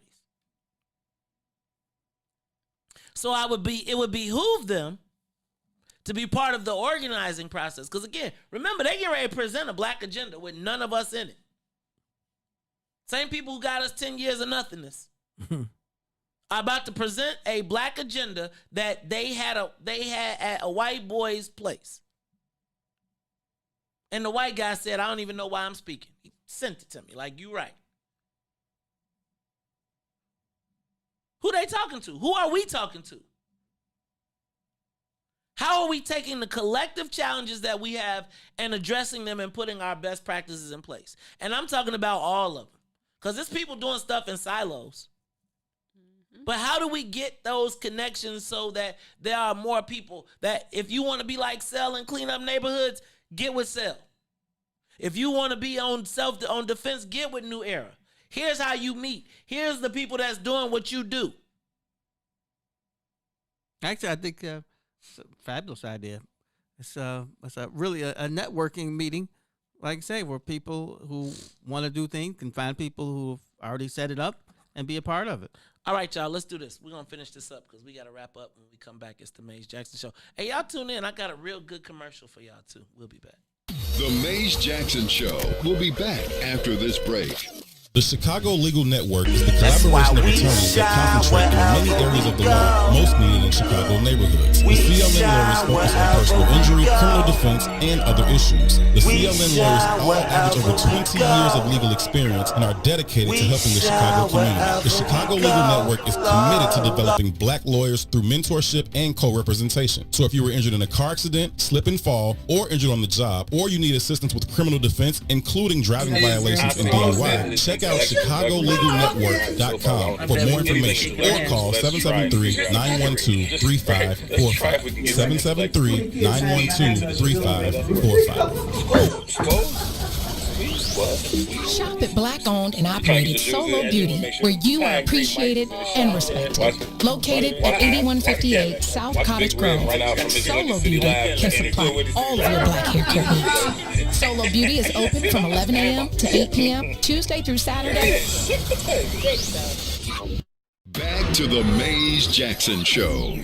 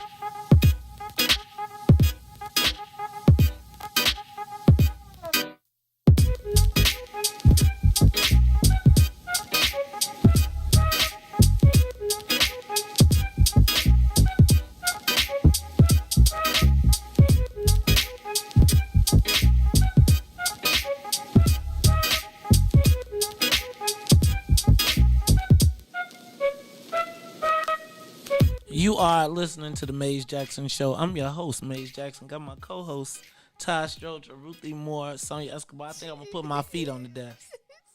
Oh, straight up. That's how we do it. Nice shoes, man. Nice shoes. All right. Got you, though. I don't think we know who won now. All right, y'all. It's the Maze Jackson Show. I'm your host, Maze Jackson, Todd, Stroger, Ruthie Moore. It's Spirit Week. It's Spirit Week. I think it might have been my technical difficulties might have been that feet on my desk. Maybe you kicked the wire loose. All right, y'all. This is the Maze Jackson Show. I'm so petty. I'm the pettiest of petty. Yes, I am petty. So Todd, Ruthie, and I guess my question becomes, can we organize? Can we bring ourselves together? Well, actually, Ruthie, you don't get a vote. And Todd, well, no, I think that's part of the problem. I think part of the problem is that we don't have roles. Let me not say we don't have roles. I feel like everybody has the ability to, I think everybody feels like they got the right to speak for black men. And I think part of the reason that I want to have this is for black men to be able to speak uninterrupted by the opinions of those that are not black men. It's like, how do we get ourselves to a place where we can communicate? Where we know how to, like, just the simple nod, right? The simple brother nod just says, man, I'm not against you, my brother, right? Like, no words. But how do we establish an understanding amongst each other? I don't know who. I feel like we cannot allow ourselves to slide off the edge as black men. Because I do, and you'll see tonight in City So Real. I said there's a war on black men. Ruthie was like, this how we going to start this off, Mace? And I was like, yep, because it is. There is a war against black men, black masculinity, black men who and I think it's on us to define where we're gonna fit in this city. Ding, ding, ding, ding, ding. Right? We gonna let them tell us, or we gonna tell them where we going? Or even where are the safe spaces for black men to express black manness? Like where? Is it barbershops? Like, where do y'all go to talk? Well, we don't have that right now. Exactly. Well, yeah, right. That's what I'm saying. So where's the safe spaces? At the moment, I guess. But we got to be better than barbershops, because I think my man Derek, what's Derek from the Black McDonald Operators? He said barbershop talk, you get the best ideas, and then we don't see each other till the next week, till the next month when it's time for the next haircut. So we got to do better than, just the barbershop talk. But I do think that we got to start these conversations. I'm gonna let it sit right there, because we got to get out of here. But I do want to promote, shamelessly plug tonight, City So Real, Nat Geo. It is 5 uninterrupted hours of the Chicago mayoral election. Wait till y'all see. Man, the part I gotta go home and erase some stuff. I know, is that gonna be that long? Man, wait till you find out. Wait till you hear the part where Mayor Lori Lightfoot calls all the aldermen some dumb up. Record it. It's gonna be good. You're gonna also hear the mayor define herself, and then you're gonna hear her redefine herself after. One of the things that I thought was so interesting was the before and after. Right? The mayor before she was elected and then after. It's going to be on Nat Geo. Oh, yeah. You change once you get in and you kind of figure out what's going on. Well, then she realized she needed to add black to her list of who she is. Even though I did hear her say black woman in some speech. I just don't know which one it was. Well, she says it now all the time because it's a convenient blocker. I heard your guy in an interview, and it was interesting. One of the producers. Steve James? I don't remember which one it was. Okay. He was a white man. But anyway, he said in the beginning, she was the easiest person to follow and contact. But once her people realized that she had a chance, it got tough. Right, because nobody wanted to have. Yeah, I mean, she has some zingers on that. She has some real zingers that, again, I don't know if it's good for her to be having these zingers on during this budget crisis that she's got. Mm-hmm. All right, y'all. It's been an interesting show. We done been somewhere everywhere and Don't back. be yawning, Todd. Ruthie finna get up. Do you see Ruthie face? Ruthie got that look like she finna get up and like. I would love to see I'm gonna do a claymation celebrity death match between Ruthie and Todd. At 8 o'clock, I need a 10-minute nap. 8 to 10. And y'all know I'm peace and love. Like I ain't no peace no and fighter love. like When that. people put their feet on your table. I can see Ruthie's ankle. She got an ankle holster. All right, y'all. This is the Mace Jackson Show. So, for Todd Stroger, Ruthie Moore, Sonia Escobar, I am the host of the Mace Jackson Show. Every single day asking the question, what's in it for the black people? What's in it for the black people? And if you don't like it, you can still tell them. Mace said, we out of here. We won. We won again.